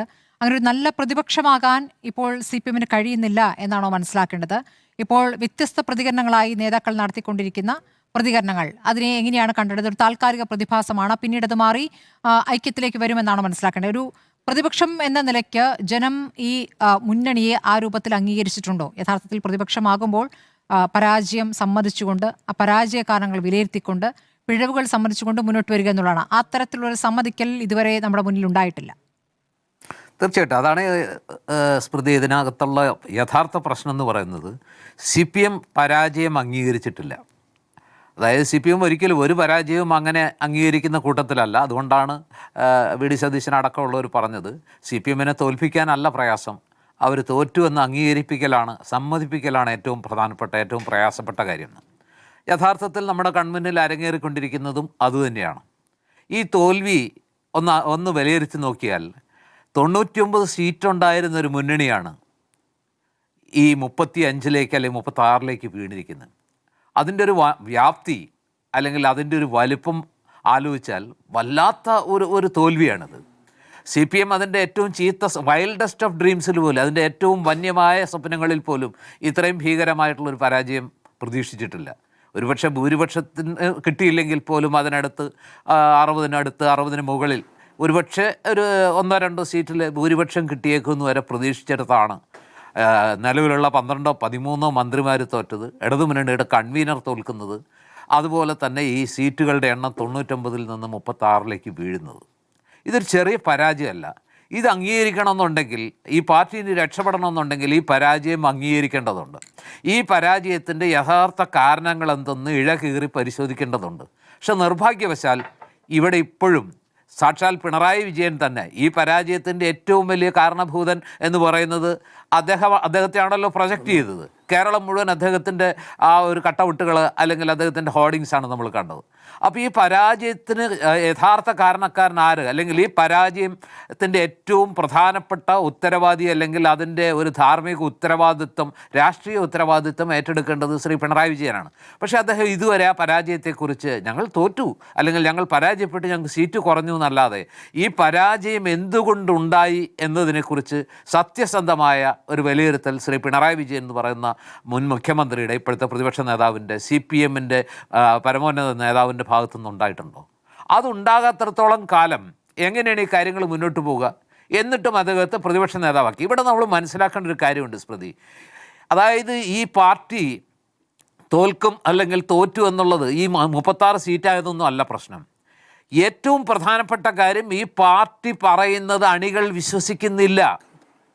പാർട്ടിയുടെ ശക്തി കേന്ദ്രങ്ങളിൽ പോലും പാർട്ടി പറയുന്നത് എല്ലാ കാലത്തും അവരുടെ ജീവിതത്തിലെ ഏറ്റവും വലിയ സംഗതിയായിട്ട് അല്ലെങ്കിൽ ഹൃദയത്തിൽ ഏറ്റുവാങ്ങിയിരുന്ന പയ്യന്നൂരിലെയും അതുപോലെ തന്നെ തളിപ്പറമ്പിലെയും അടക്കമുള്ള പാർട്ടി ശക്തി കേന്ദ്രങ്ങളിലെ തൃക്കരിപ്പൂരിലൊക്കെ അടക്കമുള്ള കോഴിക്കോട്ടെ പല മണ്ഡലങ്ങളിലും അടക്കമുള്ള പാർട്ടി പ്രവർത്തകർ, പാർട്ടി അണികൾ ഈ നേതാക്കൾ പറഞ്ഞതൊന്നും വിശ്വസിച്ചില്ല. മറിച്ച് കുഞ്ഞികൃഷ്ണൻ പറഞ്ഞതും അതുപോലെ തന്നെ ഗോവിന്ദൻ പറഞ്ഞതും അവർ പുറത്ത് വലിയ പിന്തുണയായിട്ട് റാലിയൊന്നും നടത്തിയില്ല. പക്ഷേ അവർ ഹൃദയത്തിൽ അത് അംഗീകരിച്ചു. അവർക്ക് സൗകര്യപ്രദമായ അവസ്ഥയിൽ ആ രഹസ്യ വോട്ടെടുപ്പിൻ്റെ സൗകര്യം ഉപയോഗിച്ച് അവർ ഈ പാർട്ടിക്കെതിരെ കൃത്യമായി പാർട്ടിക്കെതിരെ അവർ ചെയ്യേണ്ടത് ചെയ്തു. ഇത് വലിയൊരു താക്കീതാണ്. അതായത് പാർട്ടി വിശ്വസിച്ചിരുന്ന വർഗവഞ്ചകരെന്ന് വിളിച്ചാൽ, കുലംകുത്തികളെന്ന് വിളിച്ചാൽ അത് മുഴുവൻ അതേപടി അണികൾ ഏറ്റെടുക്കുമെന്നും പാർട്ടി പറയുന്നത് കൃത്യം വേദവാക്യമായി സ്വീകരിച്ച് അത് മാത്രമാണ് സത്യമെന്ന് ശിരസാവഹിച്ച് പാർട്ടി പറയുന്നിടത്ത് കുത്തും, പാർട്ടി നിർത്തുന്ന സ്ഥാനാർത്ഥിയെ ജയിപ്പിക്കും എന്ന ആ പരമ്പരാഗത വിശ്വാസമുണ്ടല്ലോ. അണികൾ അങ്ങനെ ചെയ്യൂ, അനുസരണയാണ് അവരുടെ ഏറ്റവും വലിയ ഗുണം എന്ന് കരുതിയ ആ പരമ്പരാഗത സങ്കല്പം തകർന്നുപോയി. അതാണ് ഏറ്റവും പ്രധാനപ്പെട്ട കാര്യമായിട്ട് ഞാൻ കാണുന്നത്. ഇപ്പോൾ ശ്രീമതി ടീച്ചർ പറയുന്നതോ EP ജയരാജൻ പറയുന്നതോ അതല്ലാന്നുണ്ടെങ്കിൽ ശൈലജ ടീച്ചർ പറയുന്നതോ അല്ല. അവരുടെയൊക്കെ പറച്ചിലിനകത്തൊരു ചെറിയ പ്രശ്നമുണ്ട്. നേരത്തെ ശ്രീകുമാർ പറഞ്ഞതുപോലെ ഞാൻ പറയുന്ന അവഗണിക്കപ്പെട്ടവരല്ല, കൃത്യമായ വാക്ക് ഒതുക്കപ്പെട്ടവരാണ്. ഒതുക്കപ്പെട്ടവരുടെ ഒരു ഫ്രസ്ട്രേഷൻ്റെ ഭാഗമായിട്ട് ഇത്തരം ഒരു ഘട്ടത്തിൽ ചിലപ്പോൾ അത് ഒരു പക്ഷേ പാർട്ടിക്കെതിരെ അല്ലെങ്കിൽ പാർട്ടി നേതാക്കൾക്കെതിരെ പറയാൻ കിട്ടിയൊരു അവസരം അവർ ഉപയോഗിക്കുന്നതേ ഉള്ളൂ. യഥാർത്ഥത്തിൽ ഈ പാർട്ടിയെ പഠിപ്പിച്ചത്, ഈ പാർട്ടിക്കെതിരെ പ്രവർത്തിച്ചത്, പ്രതികരിച്ചത്, പാർട്ടി പഠിക്കേണ്ട പാഠം നിങ്ങൾ പറയുന്നതെല്ലാം തൊണ്ട തൊടാതെ വിഴുങ്ങുന്ന അണികളുടെ കാലം കഴിഞ്ഞു. അത് കാസർഗോഡ് മുതൽ തിരുവനന്തപുരം വരെ നമ്മൾ കണ്ടു. അത് തളിപ്പറമ്പിൽ മാത്രമല്ല, പയ്യന്നൂരിൽ മാത്രമല്ല, അമ്പലപ്പുഴയിൽ മാത്രമല്ല, കേരളം മുഴുവൻ കണ്ടു. ആകെപ്പെടാതെ ആ പറഞ്ഞ അളവിൽ പ്രതിഫലിക്കാതെ പോയ 2 ജില്ലകളെന്ന് പറയുന്നത് തൃശ്ശൂരും പാലക്കാടുമാണ്. ആ തൃശ്ശൂരും പാലക്കാടും അത് പ്രതിഫലിക്കാതെ പോയതിൻ്റെ കാരണം എന്താ? അവിടെ ഈ പറയുന്ന രീതിയിൽ തൃശ്ശൂർ പ്രത്യേകിച്ചും CPMനേക്കാൾ ദുർബലമാണ് കോൺഗ്രസ്. CPMന് വലിയ നേതാക്കളില്ലാത്ത പോലെ തന്നെ, അല്ലെങ്കിൽ CPMന് കുറച്ചുകൂടി ഭേദപ്പെട്ട നേതാക്കളുണ്ട്. കോൺഗ്രസ്സിന് ജനകീയതയുള്ള, ജനങ്ങൾ അംഗീകരിക്കുന്ന ആദരിക്കുന്ന നേതാക്കളില്ലാത്ത ഒരു സ്ഥലമാണ് തൃശ്ശൂർ. അല്ലെങ്കിൽ തൃശ്ശൂർ ഇത്തരത്തിലുള്ളൊരു വിജയം കിട്ടില്ലായിരുന്നു. തൃശ്ശൂരും പാലക്കാടും കൂടി മറ്റ് ജില്ലകളിൽ സംഭവിച്ചതുപോലെ ഒരു പതർച്ച അല്ലെങ്കിൽ ആ രീതിയിലുള്ള ഒരു ഒരു ഒരു തിരിച്ചടി ഉണ്ടായെങ്കിൽ ഈ CPM അല്ലെങ്കിൽ ഇടതുമുന്നണിക്ക് എത്ര സീറ്റ് ഉണ്ടായേനെ? ചിലപ്പോൾ 20ലേക്കോ 25ലേക്കോ ചുരുങ്ങിപ്പോയേനെ. ഭാഗ്യം തൃശ്ശൂരും പാലക്കാടും അത്ര കണ്ട് ശിക്ഷിച്ചില്ല. യഥാർത്ഥത്തിൽ ഇതൊരു സൂചന തന്നെയാണ്. ഇപ്പം തന്നെ ഒന്ന് മനസ്സിലാക്കുക, ഈ വിഴിഞ്ഞം പദ്ധതിയുടെ കാര്യത്തിൽ ഇപ്പോൾ ജോസഫ് സി മാത്യു അടക്കമുള്ള ഈ പദ്ധതിയോട് ആദ്യം മുതൽ തന്നെ ഈ പദ്ധതി ഈ പറയുന്ന കേരളത്തിൻ്റെ മഹാഭാഗ്യം എന്നൊന്നും വിശ്വസിക്കാത്ത ആളാണ് ജോസഫ് സി മാത്യു. അതുപോലെ തന്നെ ഏലിയാസ് ജോൺ, അതുപോലെ തന്നെ എല്ലാവരും അംഗീകരിക്കുന്ന പൊതുവിലൊരു ഇടതുപക്ഷ സമീപനം പോലും സ്വീകരിക്കുന്ന കോൺഗ്രസിനെ UDFനെ ബ്ലൈൻഡായിട്ട് സപ്പോർട്ട് ചെയ്യാത്ത ശ്രീ ആദി കേശവനെ പോലുള്ള ആളുകളൊക്കെ ഈ കരാറിൽ ഈ പറയുന്ന CPM മുന്നോട്ട് വെക്കുന്ന ഒരു പ്രശ്നവുമില്ല. ഈ കരാർ വ്യവസ്ഥ പ്രകാരം ഈ പറയുന്ന അദാനി കമ്പനിക്ക് ഈ MSC കമ്പനിക്ക് അതിൻ്റെ സബ്സിഡിയറി ആവട്ടെ ആരും ആകട്ടെ ഷെയർ കൈമാറ്റം ചെയ്യുന്നതിന് നിലവിലുള്ള കരാർ പ്രകാരം ഒരു തടസ്സവും അതിനെ തടസ്സപ്പെടുത്താൻ പറ്റില്ല. അതിൻ്റെ പല സ്റ്റെപ്പുകൾ കഴിഞ്ഞ് 3ാമതോ 4ാമതോ ആണ് സംസ്ഥാന സർക്കാരിനെ അറിയിക്കേണ്ടതെന്ന് അവർ പറയുന്നു. അവരാരും ഒരു പക്ഷത്തല്ല, ഇടതുപക്ഷ അല്ലെങ്കിൽ ഈ വിഴിഞ്ഞം തുറമുഖ പദ്ധതിയെ ബ്ലൈൻഡായിട്ട് സപ്പോർട്ട് ചെയ്യുന്നവർ പോലുമല്ല. പക്ഷെ നിലവിലൊരു കരാറുണ്ട്. ആ കരാർ പ്രകാരം അദാനിക്ക് അവകാശപ്പെട്ട ഓഹരികൾ അവർക്ക് ഒരു പ്രത്യേക 1ാം വർഷമാണെങ്കിൽ ഇത്ര ശതമാനം, അത് കഴിഞ്ഞിട്ടാണെങ്കിൽ ഇത്ര ശതമാനം എന്ന രീതിയിൽ ഓഹരികൾ കൈമാറ്റം ചെയ്യാനുള്ള അവകാശം കരാർ പ്രകാരം തന്നെ അവർക്കുണ്ടായിരിക്കെ എന്തിൻ്റെ പേരിലാണ് ഈ ഇടതുപക്ഷം എതിർക്കുന്നത്? ഇവർക്കിത് മനസ്സിലാകത്താണോ? കമ്പനി നിയമങ്ങൾ അല്ലെങ്കിൽ ഈ പറയുന്ന കോർപ്പറേറ്റുകൾ തമ്മിലുള്ള ഓഹരി കൈമാറ്റത്തിൻ്റെ ആ ഒരു ചിട്ടവട്ടങ്ങൾ അല്ലെങ്കിൽ അതുമായിട്ടുള്ള റൂൾസ് ആൻഡ് റെഗുലേഷൻസ് അതിൻ്റെ നടപടിക്രമങ്ങൾ ഇവർക്ക് അറിയാത്തതാണോ? അറിയാത്തതല്ല. ഞാനൊരു തമാശയ്ക്ക് ആലോചിക്കുന്നുണ്ട്. ഇത് ഇടതുപക്ഷം തന്നെയാണ് ഈ 3ാം ഭരണമായിട്ട് ഇപ്പോൾ ഈ പ്രശ്നം ഇടതുപക്ഷം പിണറായി വിജയൻ മുഖ്യമന്ത്രിയും ഈ ഒരു അവസ്ഥ തന്നെ 3ാം ഊഴം ഇടതുമുന്നണിക്ക് കിട്ടിയിരുന്നെങ്കിൽ ഇപ്പോൾ ഈ അദാനി നടത്തുന്ന ഓഹരി കൈമാറ്റത്തോട് ഈ ഇടതുമുന്നണി എങ്ങനെ പ്രതികരിക്കായിരുന്നു? എങ്ങനെയായിരിക്കും പ്രതികരിക്കുക? ഒരു പ്രശ്നവും ഒന്നും അവർ പറയില്ല. പാർട്ടി പത്രം ആദ്യം എഴുതിയത് ദീർഘദൃഷ്ടിയുടെ ഫലം എന്നാണ് പറഞ്ഞത്. ഇപ്പോൾ വന്നിരുന്ന് വാദിക്കുന്ന അരുൺകുമാറിനെ പോലെ അടക്കമുള്ള ആളുകളൊക്കെ ഇത് കേരളത്തിൻ്റെ സ്വപ്ന പദ്ധതിയാണ്, ഭാവി കേരളത്തിൻ്റെ ഏറ്റവും വലിയ പ്രതീക്ഷയാണ്. അതുകൊണ്ട് നിസ്സാര സാങ്കേതികത്വം പറഞ്ഞുകൊണ്ട് ഇത്തരം വലിയ നീക്കങ്ങളെ തകർക്കാൻ അല്ലെങ്കിൽ തടയാൻ നമുക്കാവില്ല. ഇതൊന്നും അല്ല പ്രശ്നം. ഇതുകൊണ്ട് എന്ത് സംഭവിക്കും? ഇന്നിപ്പോൾ നമ്മൾ പറയുന്ന അതേ കാര്യം അവർ പറയും. യഥാർത്ഥത്തിൽ ഈ കൈമാറ്റം കൊണ്ട് അദാനിയുടെ ഷെയറിലെ ആ ഒരു റേഷ്യോ അല്ലെങ്കിൽ പ്രപ്പോർഷൻ മാറും എന്നുള്ളതൊഴിച്ചാൽ ഈ വിഴിഞ്ഞം തുറമുഖത്തിൻ്റെ ഉടമസ്ഥാവകാശം സംസ്ഥാനത്തിന് നഷ്ടപ്പെടുന്ന എന്തെങ്കിലും ഒരു സംഭവം ഉണ്ടാവുമോ? ആ ഉടമസ്ഥാവകാശം സംബന്ധിച്ച് എന്തെങ്കിലും ഭീഷണി ഉണ്ടാകുമോ? അവകാശം സംസ്ഥാനത്തിന് തന്നെയാണ്. സംസ്ഥാനത്തിൻ്റെ ഷെയറിൽ അദാനിക്ക് തൊടാൻ പറ്റില്ല. അങ്ങനെ ഇരിക്കെ കോർപ്പറേറ്റുകൾ തമ്മിലുള്ള ഓഹരി വിൽപ്പനയോ അല്ലെങ്കിൽ ഓഹരി ഇടപാടുകളോ കമ്പനി നിയമം അനുസരിച്ച് നടപ്പാക്കാൻ കരാർ പ്രകാരം തന്നെ അവർക്ക് അവകാശമുണ്ടായിരിക്കെ അതിന് സർക്കാരിൻ്റെ ഒരു പ്രയോർ സാങ്ഷൻ വേണം എന്നുള്ളതൊക്കെ വസ്തുത തന്നെ. അതിന് സമീപിച്ചിട്ടുണ്ട്. ഇപ്പോൾ ഇവർ പറയുന്നത് എന്താ? VD സതീശൻ അന്ന് പത്രസമ്മേളനം നടത്തുമ്പോൾ അദ്ദേഹത്തിന് ഡീലിനെ കുറിച്ച് അല്ലെങ്കിൽ ഈ സംഭവത്തെക്കുറിച്ച് അറിയാമായിരുന്നു. ഞാൻ വിചാരിക്കുന്നത് VD സതീശൻ പറഞ്ഞാൽ ഞാൻ ദേശാഭിമാനി വായിച്ചാൽ അറിഞ്ഞെന്ന് അല്ലെങ്കിൽ ഇപ്പോഴാണ് അറിയുന്നത്, മാധ്യമ വാർത്ത കേട്ടാണ് അറിയുന്നത് എന്നുള്ളതിനോട് ഞാൻ യോജിക്കുന്നില്ല. എനിക്കതിൽ വിശ്വാസമില്ല. VD സതീശൻ അത് അറിഞ്ഞിട്ടുണ്ടാകാം. കാരണം അദ്ദേഹം അങ്ങനെയുള്ള ഒരാളാണ്, കാര്യങ്ങൾ കൃത്യമായി അറിയുന്ന ഒരാളാണ്, അറിഞ്ഞിട്ടുണ്ടാകും. പക്ഷേ മാത്രമല്ല UDFിലെ മറ്റ് നേതാക്കളും ചില മന്ത്രിമാരും ഷിബു ബേബി ജോൺ അടക്കം പറഞ്ഞിട്ടുണ്ട്, ഞങ്ങൾ കുറെ കാലമായി ഇത് കേൾക്കുന്നു, MSC കമ്പനിയുമായി ഒരു സഹകരണത്തിലേക്ക് പോകുന്നത് കുറെ കാലമായി കേൾക്കുന്ന കാര്യമാണ് എന്നുള്ളതാണ്. അവിടെ ഒരു പ്രശ്നമുള്ള എന്താണെന്ന് വെച്ചാൽ VD സതീശൻ ഞാൻ അറിഞ്ഞിട്ടുണ്ടെന്ന് നേരത്തെ കൂട്ടി ഏറ്റുപറയേണ്ട ഒരു കാര്യമില്ല, ഒരു കുമ്പസാരത്തിൻ്റെ ആവശ്യമില്ല. സംസ്ഥാന സർക്കാരിന് അദാനി കമ്പനി രേഖാമൂലം നിയമപ്രകാരം അവർ ചെയ്യേണ്ട ഫോർമാലിറ്റീസ് ആ നടപടിക്രമങ്ങളൊക്കെ പാലിച്ച് സംസ്ഥാന സർക്കാരിനൊരു കത്ത് കൊടുക്കുമ്പോൾ ഞങ്ങൾ ഇങ്ങനെ ചെയ്യാൻ പോകുന്നുണ്ട് എന്ന് പറഞ്ഞ് ഔദ്യോഗികമായിട്ട് അറിയിക്കുമ്പോൾ മാത്രമേ VD സതീശന് പ്രതികരിക്കേണ്ട കാര്യമുള്ളൂ. അല്ലാതെ പുറപ്പുറത്ത് കയറി എന്നിട്ട് അദ്ദേഹം നേരത്തെ പറയണോ ഞാനിത് നേരത്തെ അറിഞ്ഞതാണ് എന്ന് പറയേണ്ട കാര്യമില്ല. അതുകൊണ്ടാണ് അദ്ദേഹം പറയുന്നത് അറിയേണ്ട സമയത്ത് ഞാൻ അറിഞ്ഞു എന്ന് പറയുന്നു, അല്ലെങ്കിൽ അറിയേണ്ട സമയത്ത് മാത്രം അറിഞ്ഞു എന്ന് പറയേണ്ട കാര്യമേ വി.ഡി. സതീശനുള്ളൂ. അതാണ് അദ്ദേഹം ചെയ്തതും. അതിൽ അദ്ദേഹത്തെ കുറ്റം പറയാനുണ്ടോ? അത് മനസ്സിലാക്കാതെ അതിനെതിരെയൊക്കെ പറയുന്നത് കേൾക്കുമ്പോൾ മിനിമം കോമൺ സെൻസ് ഇല്ലേ ഇവർക്കൊക്കെ എന്നൊരു തോന്നലാണ്. അതേതായാലും ഇ.പി. ജയരാജൻ കൃത്യമായിട്ട് പറഞ്ഞു ഇതൊരു വിവാദം ഉണ്ടാക്കേണ്ട വിഷയമായിട്ട് എനിക്ക് തോന്നുന്നില്ല എന്ന് പറഞ്ഞെടുത്ത് ആ മനുഷ്യൻ്റെ ഉള്ളിൽ എവിടെയോ ഒരു മനസാക്ഷി കുത്തുണ്ട്. ഇതിലും വലിയ കളികളൊക്കെ ഈ വിഴിഞ്ഞം വെച്ചുകൊണ്ട് പാർട്ട്ണറാണെന്ന് വിളിച്ച് വിശേഷിപ്പിച്ച് അവിടെ 1000 കപ്പൽ വന്നതിൻ്റെ ആഘോഷങ്ങളൊക്കെ ഞങ്ങളുടെ ഇൻവെസ്റ്റ്മെൻ്റ് ആണോ ഓഹരി കൈമാറ്റമാണോ എന്ന് പോലും തിരിച്ചറിയാത്ത രീതിയിൽ പാർട്ടി മുഖപത്രം എഴുതുന്ന ഒരു ഘട്ടത്തിൽ എന്താ ഇവരെക്കുറിച്ച് പറയാനുള്ളത്? അത് വെച്ച് കേരളം കണ്ട ഏറ്റവും വലിയ വിഷയമായിട്ട് ഇത് പർവ്വതീകരിക്കുമ്പോൾ കണ്ണൂരിൽ നിന്നായാലും കാസർഗോഡ് നിന്നായാലും എവിടുന്നെങ്കിലും പാർട്ടിക്കകത്ത് നിന്നൊരു വിരുദ്ധ സ്വരം ഉണ്ടാകുന്നതിന് ഞാൻ വളരെ ഹൃദയപൂർവ്വം സ്വീകരിക്കുന്നു എന്ന് പറയാനാണ് എനിക്ക് സന്തോഷം. ശരി, ഇടവേളയ്ക്ക് ശേഷം ഞാൻ ശ്രീ ജോസഫ് സി മാത്യുവിലേക്ക് വരാം. അതിനു മുമ്പ് ചില പ്രേക്ഷകരെങ്കിലും ചോദിക്കുന്നുണ്ട് CPM അനുകൂല നിരീക്ഷകർ എന്താണ് ചർച്ചയിൽ ഇല്ലാത്തതെന്ന്. CPM അനുകൂല നിരീക്ഷകർ ആണത് കേരളത്തിലെ പരാജയവുമായി ബന്ധപ്പെട്ട് ഒരു തെറ്റുതിരുത്തൽ പരിപാടി ആലോചിക്കുന്ന യോഗമാണെന്നാണ് ഞാൻ മനസ്സിലാക്കുന്നത്. അതോടൊപ്പം തന്നെ ഇത്തവണ നേരത്തെ ഓഗസ്റ്റിൽ ഈ എക്സ്റ്റൻഡ് സ്റ്റേറ്റ് കമ്മിറ്റി ചേരാനിരിക്കുന്നു. നാളത്തെ കേന്ദ്ര കമ്മിറ്റി എന്നുള്ളത് നേരത്തെ തന്നെ ചേരുന്ന കേന്ദ്ര കമ്മിറ്റി കൂടിയാണ്. അപ്പോൾ അത് എങ്ങനെ വിശദമായി ഈ തെരഞ്ഞെടുപ്പ് പരാജയം ചർച്ച ചെയ്യുമെന്നാണ് അങ്ങ് കരുതുന്നത്? നേരത്തെ താഴെത്തട്ട് വരെയുണ്ടായ ചർച്ചകളിൽ നേതൃത്വത്തെ നിങ്ങൾക്ക് ഭയമേതും കൂടാതെ വിമർശിക്കാം എന്ന പാർട്ടി സെക്രട്ടറി വാർത്താസമ്മേളനത്തിൽ പറഞ്ഞത് നമ്മുടെ മുന്നിലുണ്ട്. അതിനുശേഷം എന്ത് തരത്തിലാണ് അവലോകന റിപ്പോർട്ട് വന്നത് എന്നത് നമ്മുടെ മുന്നിലുണ്ട്. കഴിഞ്ഞ സംസ്ഥാന കമ്മിറ്റിയിൽ 3 പേർ പതിവിന് വിപരീതമായി പോളിറ്റ് ബ്യൂറോയിൽ നിന്നും ഇവിടെ യോഗത്തിൽ പങ്കെടുക്കാനെത്തിയിരുന്നു. വിജു കൃഷ്ണനും രാഘവലും കെ ബാലകൃഷ്ണനും അടക്കമുള്ളവർ. അപ്പോൾ ഇതൊക്കെ എന്തെങ്കിലും തരത്തിലുള്ള മാറ്റത്തിന്റെ സൂചനയായി നമ്മൾ കാണേണ്ടതുണ്ടോ?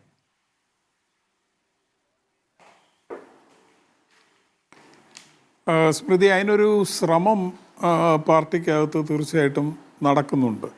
ഞാൻ അതിന് മുമ്പ് നമ്മൾ വിഴിഞ്ഞത്തിൻ്റെ ഈ വിഷയം സംസാരിക്കുമ്പോൾ യഥാർത്ഥത്തിൽ ഈ വിഴിഞ്ഞത്തിൻ്റെ വിഷയവും ഈ പാർട്ടി നേതാക്കൾ ഇത് ഉന്നയിക്കുന്നതും തമ്മിൽ അത്ര പ്രകടമായ ഒരു ബന്ധമില്ല. അവരതിനെ ഉപയോഗപ്പെടുത്തുന്നു എന്ന് മാത്രമേ ഉള്ളൂ എന്നാണ് ഞാൻ മനസ്സിലാക്കുന്നത്. വിഴിഞ്ഞത്തെക്കുറിച്ചുള്ള ഡിസ്കഷൻ നമ്മളീ പറഞ്ഞത് തീർച്ചയായിട്ടും ഇടതുപക്ഷ സർക്കാരിന് ഇനിയും അതിനെക്കുറിച്ച് പറയാൻ, അതിലെ കരാർ വ്യവസ്ഥകളെക്കുറിച്ച് ഇനി മുന്നോട്ട് പോകുമ്പോൾ വരുന്ന അപജയങ്ങളെക്കുറിച്ചോ അഴിമതിയെക്കുറിച്ചോ അല്ല ഞാൻ പറയുന്നത്. നാളിതുവരെയുള്ള കരാറിലെ വ്യവസ്ഥകളെക്കുറിച്ച് പറയാൻ ഇനി യാതൊരു അവകാശവും ഇല്ലാത്ത രീതിയിൽ അവരതിനെ പൂർണ്ണമായി എൻഡോസ് ചെയ്തു. അവർ പറഞ്ഞിരുന്നത് ഇതിൽ അഴിമതിയൊക്കെ ഉണ്ടെങ്കിലും ഇതൊരു സർക്കാരാണ്, അത് തുടർച്ചയാണ്, ഒരു വലിയ വികസന പദ്ധതിയാണ്, അതുകൊണ്ട് അതിനെ ഞങ്ങൾ ഏറ്റെടുക്കുന്നു എന്ന് പറഞ്ഞുകൊണ്ടാണെങ്കിലും ഒരു കവിയറ്റോടു കൂടിയാണെങ്കിലും അതിനെ ഏറ്റെടുത്ത് അതിൻ്റെ ഇംപ്ലിമെൻറ്റേഷൻ്റെ ചുമതല ഞങ്ങളാണ് നടത്തിയതെന്ന് ആവശ്യത്തിനും അനാവശ്യത്തിനും വാദിച്ചു കൊണ്ടിരുന്നവരാണ്. എന്ന് മാത്രമല്ല, ഞാൻ ഒരു കാര്യം കൂടി പറയാം. ഒരു ജുഡീഷ്യൽ കമ്മീഷനെ നിയമിച്ചു പിണറായി സർക്കാർ. അപ്പോൾ അന്ന് നമ്മൾ മനസ്സിലാക്കേണ്ടത്, അന്ന് ആ മന്ത്രിസഭയിലെ വ്യവസായ വകുപ്പ് മന്ത്രിയാണ് വി.പി. ജയരാജൻ. അപ്പോൾ ആ ജുഡീഷ്യൽ കമ്മീഷനെ നിയമിക്കുമ്പോൾ ഈ C&AG റിപ്പോർട്ടിൽ ഈ അഴിമതിയുടെ കാര്യങ്ങളൊക്കെ ചൂണ്ടിക്കാണിച്ചിട്ടുള്ളതുകൊണ്ട് ഇതിൽ കുറ്റക്കാർക്കെതിരെ നിയമ നടപടി എടുക്കാമോ എന്നൊക്കെയുള്ള ടേംസ് ഓഫ് റെഫറൻസോട് കൂടിയാണ് ഈ ജുഡീഷ്യൽ അന്വേഷണ കമ്മീഷനെ നിയമിക്കുന്നത്. റിട്ടയർഡ് ജസ്റ്റിസ് ആയിട്ടുള്ള രാമേന്ദ്രൻ നായരാണ് അതിൻ്റെ ഇതിലിരിക്കുന്നത്. നിയമം അറിയാവുന്നവരാണ്. അപ്പം ഞാൻ ആ കമ്മീഷൻ്റെ മുൻപിൽ മുഴുനീളെ ഹാജരായ ഒരാളാണ്. ഒരു SFIയുടെ നേതാവ് പോലും അതിൽ ഹാജരായിട്ടില്ല. എന്ന് മാത്രമല്ല, ഈ അദാനിയുടെ അഭിഭാഷകരും ഉമ്മൻചാണ്ടി സാറിൻ്റെ അഭിഭാഷകരും ഒക്കെ അവിടെ പറഞ്ഞുകൊണ്ടിരുന്നത് ഇതിൻ്റെ ടേംസ് ഓഫ് റെഫറൻസിന് പുറത്ത് C&AG എങ്ങനെയാണ് ഈ കൺക്ലൂഷനിലെത്തിയത്, ആ രീതികളെക്കുറിച്ചും C&AG തന്നെ തെറ്റാണ് എന്നുള്ള രീതിയിലാണ് അവിടെ കാര്യങ്ങൾ അവതരിപ്പിച്ചുകൊണ്ടിരുന്നത്. അപ്പോൾ നമ്മൾ ഒബ്ജക്റ്റ് ചെയ്തു, ഇത് ടേംസ് ഓഫ് റെഫറൻസിന് പുറത്തുള്ളതാണ്. നേരത്തെ മറ്റേ ശിവരാജൻ കമ്മീഷൻ്റെ കേസിൽ, സോളാർ കേസിൽ ടേംസ് ഓഫ് റെഫറൻസിന് പുറത്തെടുത്ത കാര്യം മുഴുവൻ കോടതി എടുത്ത് പുറത്ത് കളഞ്ഞതാണ്. അതുകൊണ്ട് ഇത് ഇവിടെ പരാമർശിക്കാൻ പോലും പാടില്ല എന്ന് നമ്മൾ പറയുമ്പോൾ അവർ പറയുന്നത് ടേംസ് ഓഫ് റെഫറൻസ് അമെൻഡ് ചെയ്യപ്പെടും എന്നാണ്. അതായത് അദാനിയുടെ അഭിഭാഷകരും ഉമ്മൻചാണ്ടി സാറിൻ്റെ അഭിഭാഷകരും പറഞ്ഞുകൊണ്ടിരുന്നത് ടേംസ് ഓഫ് റെഫറൻസ് അമെൻഡ് ചെയ്യപ്പെടും എന്നാണ്. അപ്പോൾ ഇത് അവസാനത്തെ സിറ്റിംഗ് എത്തി, വേറെ കമ്മീഷൻ്റെ ചുമതല അദ്ദേഹം ഏറ്റെടുക്കാൻ പോകുന്നു, ഇത് ലാസ്റ്റ് സിറ്റിംഗ് ആണെന്ന് പറയുന്നു. അപ്പോഴും ഇത് അമെൻഡ് ചെയ്യപ്പെടും എന്നാണ്. അപ്പോൾ അദ്ദേഹം പറയുന്നുണ്ട് ഇത് അമെൻഡ് ചെയ്യുമെങ്കിൽ പെട്ടെന്ന് അമെൻഡ് ചെയ്യാൻ പറയണം എന്നൊക്കെ. അതായത് ഞാൻ പറയാൻ വന്നത്, മുഴുവൻ സിറ്റിങ്ങും കഴിഞ്ഞ ശേഷം അതിൻ്റെ ടേംസ് ഓഫ് റെഫറൻസ് അമെൻഡ് ചെയ്യപ്പെട്ടു.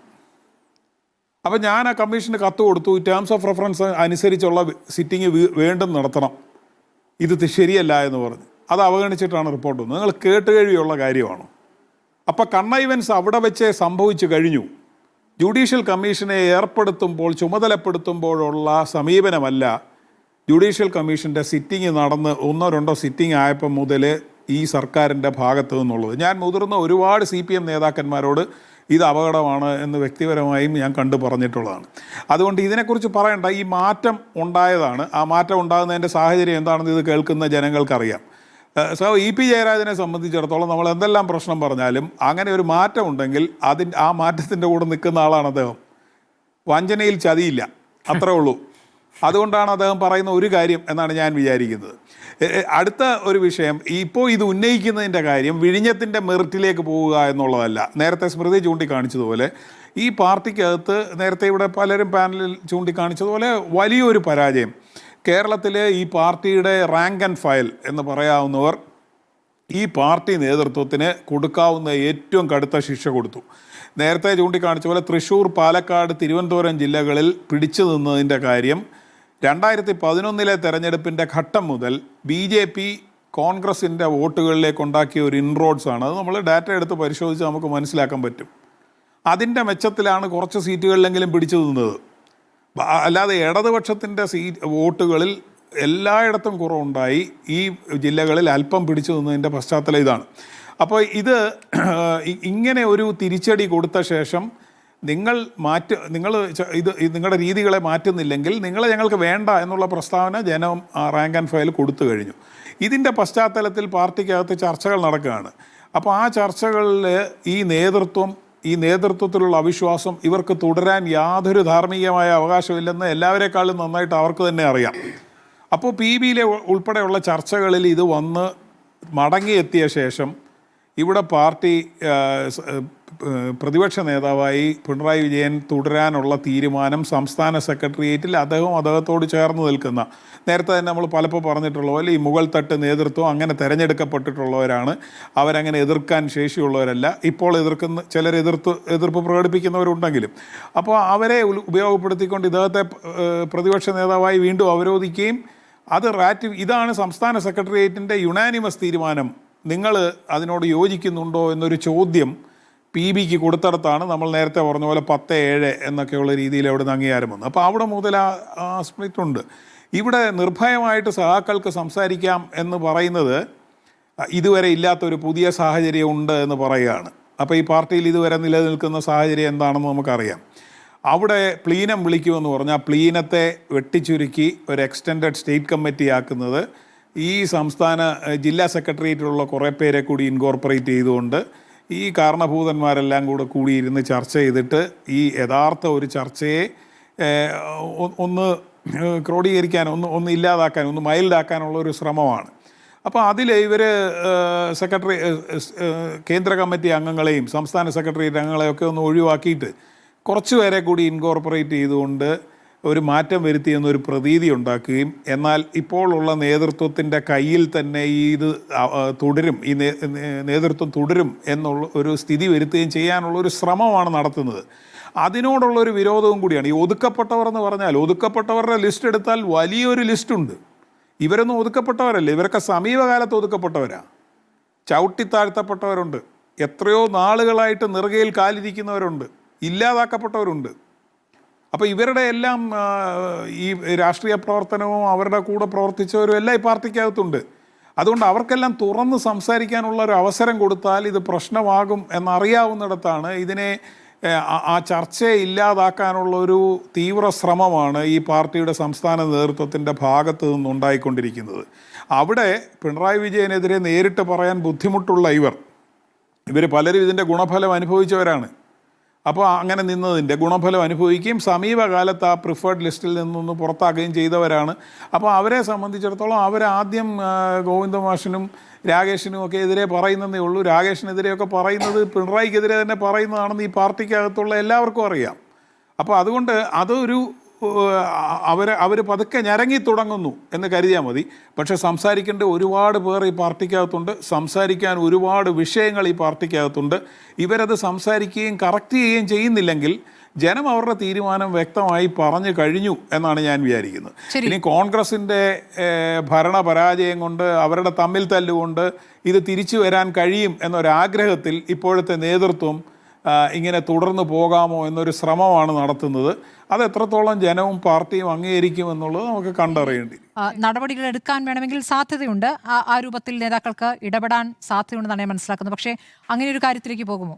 മറ്റൊരു കാര്യം കൂടിയുണ്ട്. ഇതുവരെ ഭരണമുണ്ടായിരുന്ന ഒരു സംസ്ഥാനം, അവിടുത്തെ പാർട്ടി എന്ന നിലയ്ക്ക് ഇവിടെ കേരളത്തിലെ നേതൃത്വത്തിനുണ്ടായിരുന്ന ഒരു മേൽക്കൈ, ഇനി അത് അവകാശപ്പെടാൻ കഴിയുമോ എന്നൊരു ചോദ്യമുണ്ട്.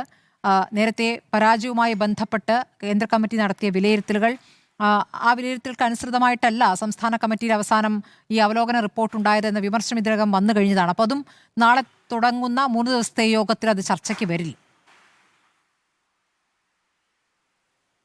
അല്ല, എനിക്ക് തോന്നുന്നത് കേന്ദ്ര കമ്മിറ്റി ആയാലും ശരി, PB ആയാലും ശരി, അങ്ങനെ ഒരു പെട്ടെന്ന് ഒരു ശക്തമായ നടപടിയിലേക്ക് പോകാനൊന്നുമുള്ളൊരു സാധ്യതയില്ല. അതിനുള്ള 2 കാരണങ്ങൾ. ഒന്നാമത്തെ കാര്യം, കേരളത്തിലെ പാർട്ടിയിൽ താഴേക്കിടാം ലോവർ ലെവൽ പാർട്ടി കാഡേഴ്സിനിടയിൽ, പാർട്ടിയുടെ വിവിധ ഘടകങ്ങൾക്കിടയിൽ ഒരു അഭിപ്രായ രൂപീകരണം നടന്നുകൊണ്ടിരിക്കുന്ന സമയമാണ്. ഈ അഭിപ്രായ രൂപീകരണം നടന്നുകൊണ്ടിരിക്കുന്നതിനുള്ള തെളിവാണ് പാർട്ടിയിൽ മുൻനിര നേതാക്കളായിട്ടുള്ള ആളുകൾ, കേന്ദ്ര കമ്മിറ്റി പോലുള്ള ആളുകൾ ചില കാര്യങ്ങൾ പരസ്യമായിട്ട് പറയുന്നതിൻ്റെ കാര്യം താഴെയുള്ള അണികൾക്ക് അവരൊരു മെസ്സേജ് കൊടുക്കുന്നുണ്ട്. അതായത് പാർട്ടിയിൽ ഇപ്പോൾ 2 വിഭാഗവും ശക്തമായിട്ടുള്ള ഒരു എന്താ പറയുക, തങ്ങളുടെ ഭാഗത്തേക്ക് ആളുകളെ കൂട്ടാനുള്ള ഒരു ശ്രമം നടക്കുന്നുണ്ട്, ഒരു സംഘടിതമായ നീക്കം നടക്കുന്നുണ്ട് എന്നുള്ളതാണ് എനിക്ക് തോന്നുന്നത്. 98-ലൊക്കെ ഈ പാലക്കാട് സമ്മേളനത്തിന് തൊട്ടു മുമ്പ് പാർട്ടി സംഘടനയ്ക്കകത്ത് ആകെ നടന്ന ഈ കേന്ദ്രീകരണം, വ്യത്യസ്ത ഗ്രൂപ്പുകളുടെ പേരിലുള്ള കേന്ദ്രീകരണത്തിൻ്റെ ഒരു സ്വഭാവം ഇത് ആർജിക്കുന്നുണ്ട്. അപ്പോൾ അതുകൊണ്ട് തന്നെ അത് എത്രത്തോളം ശക്തിയായിട്ട് പുറത്തു വരും എന്നുള്ളത് ഒരു പക്ഷേ അടുത്ത സമ്മേളനത്തിൽ ഈ എക്സ്റ്റെൻഡഡ് സ്റ്റേറ്റ് കമ്മിറ്റിയിലോ അല്ലെങ്കിൽ എന്താ പറയുക പ്ലീനത്തിൻ്റെ പകരം വരുന്ന സംഭവത്തിലോ ആണ് വരാൻ പോകുന്നത്. അതിനു മുമ്പ് കേന്ദ്ര കമ്മിറ്റിയോ പോളിറ്റ് ബ്യൂറോ അതിശക്തമായ നിലപാടിലേക്ക് പോകാനിടയില്ല. കാരണം പാർട്ടി അണികൾ യഥാർത്ഥത്തിൽ എന്ത് ചിന്തിക്കുന്നു, എന്ത് നിലപാടെടുക്കുന്നു എന്നുള്ളത് കേന്ദ്ര ലീഡർഷിപ്പ് ശക്തമായിട്ടുള്ള പരിശോധനയ്ക്ക് വിധേയമാക്കും എന്നാണ് കരുതുന്നത്. കാരണം അങ്ങനെ വരുമ്പോഴാണ് അവരുടെ കരങ്ങൾക്ക് ശക്തി കിട്ടുക. കേന്ദ്ര കമ്മിറ്റിയിലെ ജനറൽ സെക്രട്ടറി അടക്കമുള്ള ആളുകൾക്ക് കേരളത്തിൽ ഇന്ന് നടക്കുന്ന കാര്യങ്ങളെക്കുറിച്ചുള്ള അഭിപ്രായ വ്യത്യാസം അദ്ദേഹം പരസ്യമായിട്ട് തന്നെ പല നിലയിൽ പറഞ്ഞിട്ടുണ്ട്. കഴിഞ്ഞ ദിവസം മലപ്പുറത്ത് അദ്ദേഹം EMS സെമിനാറിൽ നടത്തിയ സംഭാഷണത്തിലൊക്കെ തന്നെ അദ്ദേഹത്തിൻ്റെ നിലപാടുകൾ നമുക്ക് കൃത്യമായിട്ട് മനസ്സിലാക്കുന്നതാണ്. പക്ഷേ ഒരു ശക്തമായ നിലപാടിലേക്ക് പോകാൻ ആവശ്യമായ ഏകീകരണം, അഭിപ്രായ രൂപീകരണം ഇപ്പോൾ പാർട്ടിയിൽ നടന്നുകൊണ്ടിരിക്കുകയാണ്. അത് നടക്കുന്നതിൻ്റെ ഭാഗമായിട്ടുള്ള ഒരു ചർച്ച എന്നതിനപ്പുറം നടപടിയിലേക്ക് പോകാനുള്ള ഒരു അവസരം ഇപ്പോൾ ഇല്ല. പക്ഷേ എനിക്ക് തോന്നുന്നത് ഏറ്റവും പ്രധാനപ്പെട്ട ഒരു വിഷയമായിട്ടിരിക്കുന്നത് ഈ പിണറായി വിജയൻ അടക്കമുള്ള ആളുകളുടെ ക്രെഡിബിലിറ്റിയുടെ പ്രശ്നമാണ്.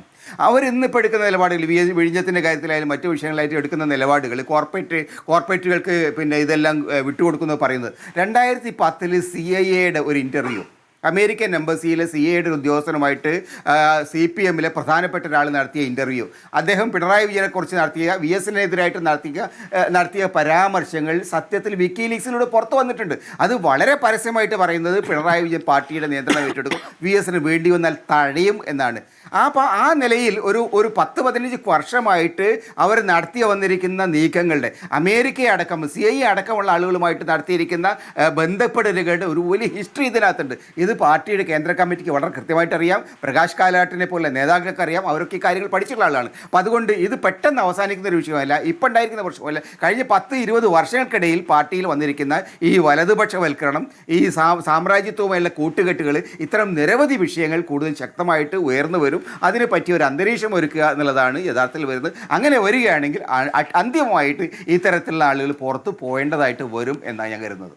ശരി, ശ്രീ N. ശ്രീകുമാർ, അങ്ങ് എങ്ങനെയാണ് കാണുന്നത്? 2ാം നിര നേതാക്കൾ അവർ മുൻനിരയിലേക്ക് വരാനുള്ള സാധ്യത എത്രത്തോളം കാണുന്നു? ഇപ്പോൾ ശക്തമായി പുറത്ത് തിരഞ്ഞെടുപ്പിൽ വിജയിച്ചിട്ടില്ലെങ്കിലും പ്രതികരിക്കുന്നത് P. രാജീവിനെ പോലുള്ള നേതാക്കളാണ്. അപ്പോൾ അവർ വിജയിച്ച് വരേണ്ടതായിരുന്നു, സഭയിൽ ഉണ്ടാകേണ്ടതായിരുന്നു P. രാജീവിനെ പോലുള്ള നേതാക്കൾ. പക്ഷേ പുറത്തുനിന്നും ശക്തമായ പ്രതികരണമുണ്ട്. നേതൃനിരയിലേക്ക് ഈ 2ാം ചേരി വരാനുള്ള സാധ്യത എത്രത്തോളമാണ്? നോക്കൂ ശ്രീമതി സ്മൃതി, ഇതിൽ ഞാൻ പറഞ്ഞല്ലോ, ഇതൊരു താൽക്കാലികമാണെങ്കിൽ പോലും പൊതുസമൂഹത്തിൻ്റെ പിന്തുണ പാർട്ടിയിലെ ഇവർക്ക് കിട്ടും. കാരണം KK ശൈലജയും PK ശ്രീമതിയും പോലുള്ള വനിതാ നേതാക്കൾ മുൻപോട്ട് വരിക, അത് KK ശൈലജ നേരത്തെ തന്നെ ഒരു നേതൃത്വത്തിലേക്ക് എത്തുന്ന തടയിടാൻ വേണ്ടി ഒരു ശ്രമം നടന്നു എന്നുള്ളത് നമുക്കെല്ലാം അറിയാമല്ലോ. അപ്പോൾ VS അച്യുതാനന്ദൻ എന്ന ഒറ്റയാന് ശേഷം പാർട്ടിയിൽ ഒരു പുതിയൊരു ഗ്രൂപ്പ് വരുന്നു എന്നുള്ളതാണ്. VSൻ്റെ ചിന്താഗതികളോടെ എന്ന് പറയാൻ കഴിയില്ലെങ്കിലും പാർട്ടിയിൽ തിരുത്താൻ അഭിപ്രായം പറയാൻ പറ്റാവുന്നൊരു ഗ്രൂപ്പ് വരുന്നു എന്നുള്ളതാണ്. അതിൽ വനിതാ നേതാക്കൾ മുൻനിരയിൽ നിൽക്കുകയാണെങ്കിൽ തീർച്ചയായിട്ടും അത് പാർട്ടിയിൽ വലിയ ചലനം ഉണ്ടാക്കി. ഇത് പാർട്ടിയിൽ ചലനം ഉണ്ടാക്കിയിട്ടുണ്ട്. ഞാൻ ഉദാഹരണം പറയാം. കാരണം 2 ദിവസം മുമ്പ് എൻ്റെ പ്രിയപ്പെട്ട സുഹൃത്ത് അശോകൻ തെരുവിൽ, അദ്ദേഹം പുരോഗമന കലാസാഹിത്യ സംഘത്തിൻ്റെ സംസ്ഥാന പ്രസിഡൻ്റൊക്കെ ആയിരുന്നു, അവരുടെ സഹയാത്രികൻ. അദ്ദേഹം ഒരു ഫേസ്ബുക്കിലൊരു കുറിപ്പിട്ടു. അതായത് ഗോവിന്ദൻ മാഷെ പുകഴ്ത്തിക്കൊണ്ട് അദ്ദേഹത്തിൻ്റെ ആ ദാരിദ്ര്യം നിറഞ്ഞ ബാല്യകാലമൊക്കെ ഇട്ടുകൊണ്ട്. എന്തിനാണ് അന്നങ്ങനെ ഒരു പോസ്റ്റ് ഇട്ടത്? 2 ദിവസം മുമ്പാണ്. അത് ഇട്ടൊരു 2-3 മണിക്കൂറിന് ശേഷം അത് പിന്നെ കാണാതായി. അപ്പോൾ ഞാനത് അശോകൻ പിൻവലിച്ചാണോ എന്ന് എനിക്കറിയില്ല. പക്ഷേ അത് കാണാതായെങ്കിൽ എൻ്റെ അർത്ഥം അത് പാർട്ടിയിൽ ചർച്ചാ വിഷയമായി എന്നുള്ളതല്ലേ. അപ്പോൾ പാർട്ടിയിൽ ഇതൊരു വിഷയമായി മാറിയിട്ടുണ്ട്, ഈ നേതാക്കൾക്കിടയിലെ ഭിന്നത. അത് ഈ കേന്ദ്ര കമ്മിറ്റി അംഗങ്ങളായി ഇപ്പോഴത്തെ ശൈലജ ടീച്ചറും അതുപോലെ ശ്രീമതി ടീച്ചറും ജയരാജനൊക്കെ ഇനി വർഗവഞ്ചകരെന്ന് പറഞ്ഞ് നാളെ അവർ ആരെങ്കിലും ഈ അവരുടെ സൈബർ പോരാളികൾ രംഗത്ത് വരുമെന്ന് അറിയാൻ വയ്യ. കാരണം വർഗവഞ്ചകർ എന്ന് പറഞ്ഞാൽ ഇപ്പോൾ ഇവരെ സംബന്ധിച്ചിടത്തോളം പിണറായി വിജയനെയും ഗോവിന്ദൻ മാഷയെ എതിർത്താൽ അപ്പോൾ വർഗവഞ്ചനയായി. അപ്പോൾ ഇവരെയൊക്കെ ഇനി വർഗവഞ്ചകരുടെ കൂട്ടത്തിൽ പെടുത്തുമെന്ന് നമുക്കറിയില്ല. എന്തായാലും ഇത് ചർച്ച ചെയ്യാൻ CPMൻ്റെ സഹയാത്രികർ പോലും വരുന്നില്ല എന്ന് പ്രദീപ പറഞ്ഞപ്പോഴേ എനിക്ക് അതിശയം തോന്നി. കാരണം സഹയാത്രികർ വന്നിട്ട് ഇവരോട് അനുഭാവം പ്രകടിപ്പിക്കണമെന്നല്ലല്ലോ പറയുന്നത്. ഇവർ പറയുന്ന കാര്യങ്ങൾ ശരിയാണെങ്കിൽ അതിനോട് സഹയാത്രികർ നീതി പുലർത്താവുന്ന ഒരു ഘട്ടം ഉണ്ടായിരുന്നു. അതവർ വരാതിരുന്ന വലിയ കഷ്ടമാണ്. കോൺഗ്രസിൽ ഇങ്ങനത്തെ പ്രശ്നങ്ങളൊക്കെ ഒരുപാട് ഉണ്ടായിട്ടുള്ള കാര്യമൊക്കെ എനിക്ക് നല്ല ഓർമ്മയുണ്ട്. പക്ഷേ ഇതിൽ വേറൊരു വളരെ രസകരമായൊരു വസ്തുത ഞാൻ കാണുന്നത് എന്താണെന്ന് വെച്ചാൽ, പാർട്ടി പ്രവർത്തകർ ഇപ്പം നിസ്സംഗരാണ്, അവർ നിശബ്ദരാണ്. ഈ ശബ്ദഘോഷം മുഴുവൻ എവിടെയാണെന്നറിയാമോ? നേതാക്കൾക്കിടയിലാണ്, പ്രവർത്തകർക്കിടയിലല്ല. അവരോടൊപ്പം നാളെ സമരം ചെയ്യാൻ വന്നാൽ അവരെ നിർജ്ജീവമായ പ്രതിപക്ഷ സഭയിലേ ഉള്ളൂ. പുറത്ത് DYFI കൊണ്ട് സമരം ചെയ്യിച്ചാൽ ആ സജീവതയൊക്കെ വരുമല്ലോ, അതൊക്കെ വേറെ വിഷയം. പക്ഷേ പാർട്ടിക്കുള്ളിൽ ഇങ്ങോട്ട് ചേരി വരുമ്പോൾ, പ്രത്യേകിച്ച് ഞാൻ നേരത്തെ ശൈലജ ടീച്ചറിൻ്റെ കാര്യം പറയാൻ കാരണം എന്താണെന്ന് വെച്ചാൽ, അവർ പറഞ്ഞെന്താ അറിയോ? അതായത് ഈ അദാനിയുടെ ഓഹരി കൈമാറ്റം ചെയ്യുന്ന കാര്യം മുഖ്യമന്ത്രി അറിഞ്ഞില്ലെന്നാണ് പറഞ്ഞത്. ശരിക്കും അദാനിയാണ് മുഖ്യമന്ത്രി അറിയിക്കേണ്ടിയിരുന്നത് എന്നാണ് ശൈലജ പറഞ്ഞത്. അപ്പോൾ നോക്കൂ, ആ വാചകം നോക്കൂ. അദാനിയാണ് ഓഹരി കൈമാറ്റം മുഖ്യമന്ത്രിയായ VD സതീശനെ അറിയിക്കേണ്ടിയിരുന്നത്. അത് പറയുമ്പോൾ വെറുതെ പറയാൻ പറ്റുമോ ശ്രീമതി സ്മൃതി?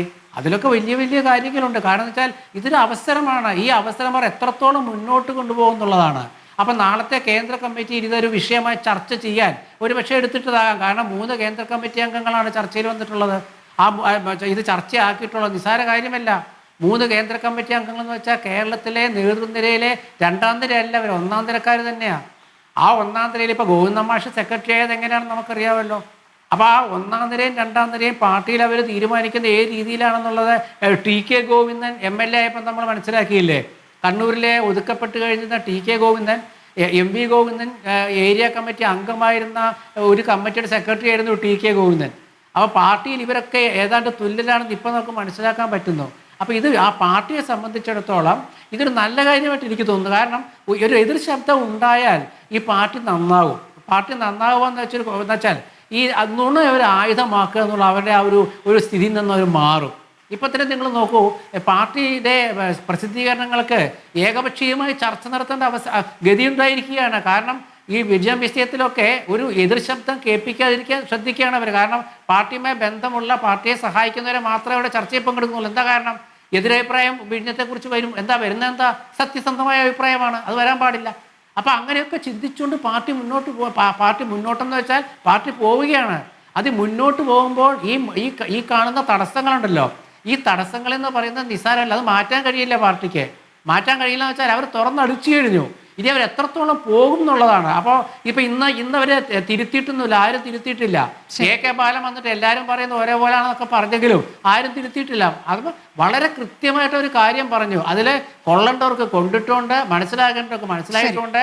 അത് കൃത്യമായി മനസ്സിലായി ജനങ്ങൾക്ക് എന്ന് തോന്നിയതുകൊണ്ടാണ് CPM സഹയാത്രികരും ചർച്ചയിൽ വരാതിരിക്കുന്നത്. ശരി, ശ്രീ ജോർജ് പൊടിപാറ, അവസാനമായി ഈ പാർട്ടി ശക്തിപ്പെടേണ്ടതുണ്ട്, ഒരു ശക്തമായ പ്രതിപക്ഷമാകേണ്ടതുണ്ട്. അതിനുള്ള സാധ്യതകൾ, സൂചനകൾ എത്രത്തോളം അങ്ങ് കാണുന്നു?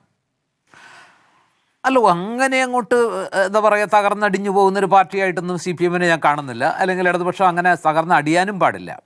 കാരണം അത് തകർന്നടിഞ്ഞാൽ ആ സ്പേസിലേക്ക്, മുമ്പ് ഇടതുപക്ഷം പറഞ്ഞിരുന്നത് കോൺഗ്രസ് UDF തകർന്നാൽ അങ്ങനെ തകരാൻ പാടില്ല, ആ സ്പേസ് BJP കൈയടക്കുമെന്നാണ്. നേരെ തിരിച്ചും പറയാമല്ലോ. അതായത് ഇടതുപക്ഷം തകർന്നാൽ കേരളത്തിൻ്റെ ഒരു ബാലൻസ് നഷ്ടപ്പെടുമെന്നുള്ള കാര്യത്തിലൊന്നും സംശയമില്ല. അതുകൊണ്ട് ആ പ്രതിപക്ഷം എന്നുള്ള നിലയ്ക്ക് പക്ഷേ ഞാൻ വിചാരിക്കുന്നത് വെച്ചാൽ ഈ 41 അംഗങ്ങളുണ്ടായിരുന്ന UDF ഒരു പ്രതിപക്ഷം എന്നുള്ള നിലയ്ക്ക് നിയമസഭയിൽ കാഴ്ചവെച്ച അതേ ആർജവവും ആ ഒരു മികവും ഈ പറയുന്ന ഈ 36 പേരെ വെച്ചിട്ട് ഇടതുപക്ഷത്തിന് കഴിയും. ആ രീതിയിൽ എന്താ പറയുക പെർഫോം ചെയ്യാൻ കഴിവുള്ള എത്ര പേര് ഈ പ്രതിപക്ഷ നിരയിലുണ്ട് എന്നുള്ളൊരു വലിയ ചോദ്യമുണ്ട്. മറ്റൊന്ന് നമുക്ക് ഫീൽ ചെയ്തിരുന്നില്ല. VD സതീശനെ പോലെയുള്ള വളരെ വളരെ എന്താ പറയുക കമ്മ്യൂണിക്കേറ്റീവ് സ്കില്ലുള്ള അല്ലെങ്കിൽ കഴിവുള്ള കാര്യങ്ങൾ അത്ര നന്നായി പഠിച്ചു പറയുന്ന അദ്ദേഹം തന്നെ ഒരു പരിധി വരെ പ്രതിപക്ഷത്തിൻ്റെ ആ എണ്ണക്കുറവിനെ സ്വന്തം മികവ് കൊണ്ട് മേക്കപ്പ് ചെയ്തിരുന്നു. പക്ഷേ പ്രതിപക്ഷ നേതാവ് എന്നുള്ള നിലയ്ക്ക് ഈ പറയുന്ന ശ്രീ പിണറായി വിജയന് എത്രയൊക്കെ പാർലമെൻ്ററി എക്സ്പീരിയൻസ് ഉണ്ടെങ്കിലും അദ്ദേഹത്തിൻ്റെ പ്രായവും അദ്ദേഹത്തിൻ്റെ പരിമിതികളും അത്തരം ഒരു പെർഫോമൻസിന് തടസ്സമാണ്. അതിൻ്റെ ഒരു തെളിവാണല്ലോ ബാലഗോപാൽ ചോദിച്ചു, ഇതൊക്കെ കേട്ടിട്ട് എന്താ നിങ്ങൾ മിണ്ടാതിരിക്കുന്നത്? LOP ലീഡർ ഓഫ് ഒപ്പോസിഷൻ എന്തുകൊണ്ട് മിണ്ടുന്നില്ല, ഇങ്ങനെ മിണ്ടാതിരിക്കാൻ പാടുണ്ടോ എന്ന് ചോദിക്കുന്ന ഘട്ടത്തിലേക്ക് ബാലഗോപാൽ എത്തിയെങ്കിൽ അത് അദ്ദേഹത്തിൻ്റെ മനസ്സിൽ എത്രത്തോളം അസ്വസ്ഥത സൃഷ്ടിച്ചപ്പോഴാണ് അതൊരു പൊട്ടിത്തെറിയായിട്ട് ഒരു ഇതായിട്ട് പുറത്തേക്ക് വന്ന്. ഇപ്പോൾ അതിൻ്റെയൊക്കെ ഒരു എക്സ്റ്റൻഷനാണ് ഇവിടെ കാണുന്നത്. ഈ പാർട്ടിക്കകത്ത് പ്രശ്നങ്ങളുണ്ട്, അത് ഉൾക്കൊള്ളാനായിട്ട് നേതൃത്വം തയ്യാറാകുന്നില്ല. പകരം അനാവശ്യമായ വിവാദങ്ങളിൽ അഭിരമിക്കാൻ ശ്രമിക്കുന്നു. അതിന് എതിരെയുള്ള രാകേഷിനെ പോലുള്ളവരുടെ വേണ്ടാത്ത പ്രതികരണങ്ങൾ, ഈ വിഴിഞ്ഞം പോലുള്ള പദ്ധതികളിൽ ജനം അംഗീകരിക്കാത്ത സമീപനങ്ങൾ, അത് പറയാൻ ആരെങ്കിലും ഉണ്ടായി? EP ജയരാജനുണ്ടായി, ശ്രീമതി ഉണ്ടായി, അതുപോലെ ശൈലജ ടീച്ചർ ഉണ്ടായി. പ്രത്യേകിച്ച് ശൈലജ ടീച്ചർ ഒരു ഘട്ടത്തിൽ നമ്മൾ വിചാരിച്ചതാണ് കേരളത്തിലെ ഈ പാർട്ടിക്കകത്തുള്ള വലിയൊരു വിഭാഗം മുഖ്യമന്ത്രി സ്ഥാനത്തേക്ക് പോലും ഒരു നാച്ചുറൽ ചോയ്സ് ആയിട്ട് കണ്ട മുഖമാണ് എന്നുകൂടി നമ്മൾ മറക്കാൻ പാടില്ല. അതുകൊണ്ട് തന്നെ ഈ 3 പേരുടെയും പ്രതികരണങ്ങൾക്ക് വലിയ പ്രാധാന്യമുണ്ട്. അത് കേന്ദ്ര കമ്മിറ്റിക്കും അവഗണിക്കാൻ പറ്റില്ല. വരാനിരിക്കുന്ന എക്സ്റ്റൻഡഡ് സംസ്ഥാന കമ്മിറ്റിയിലും ഇതൊരുപക്ഷെ ഈ ചെറുകാറ്റ് ഒരു കൊടുങ്കാറ്റാകാനുള്ള സാധ്യത നമ്മൾ തള്ളിക്കളഞ്ഞുകൂടാ എന്നാണ് ഞാൻ വിചാരിക്കുന്നത്. നമുക്ക് നോക്കാം നാളത്തെ യോഗം എങ്ങനെയാണ് വിഷയം ചർച്ച ചെയ്യുക. വളരെ നന്ദി Shri Joseph C Mathew, Shri N Sreekumar, Shri NP Chekkutty, Shri George Pudippara ചർച്ചയിൽ പങ്കെടുത്തതിന്.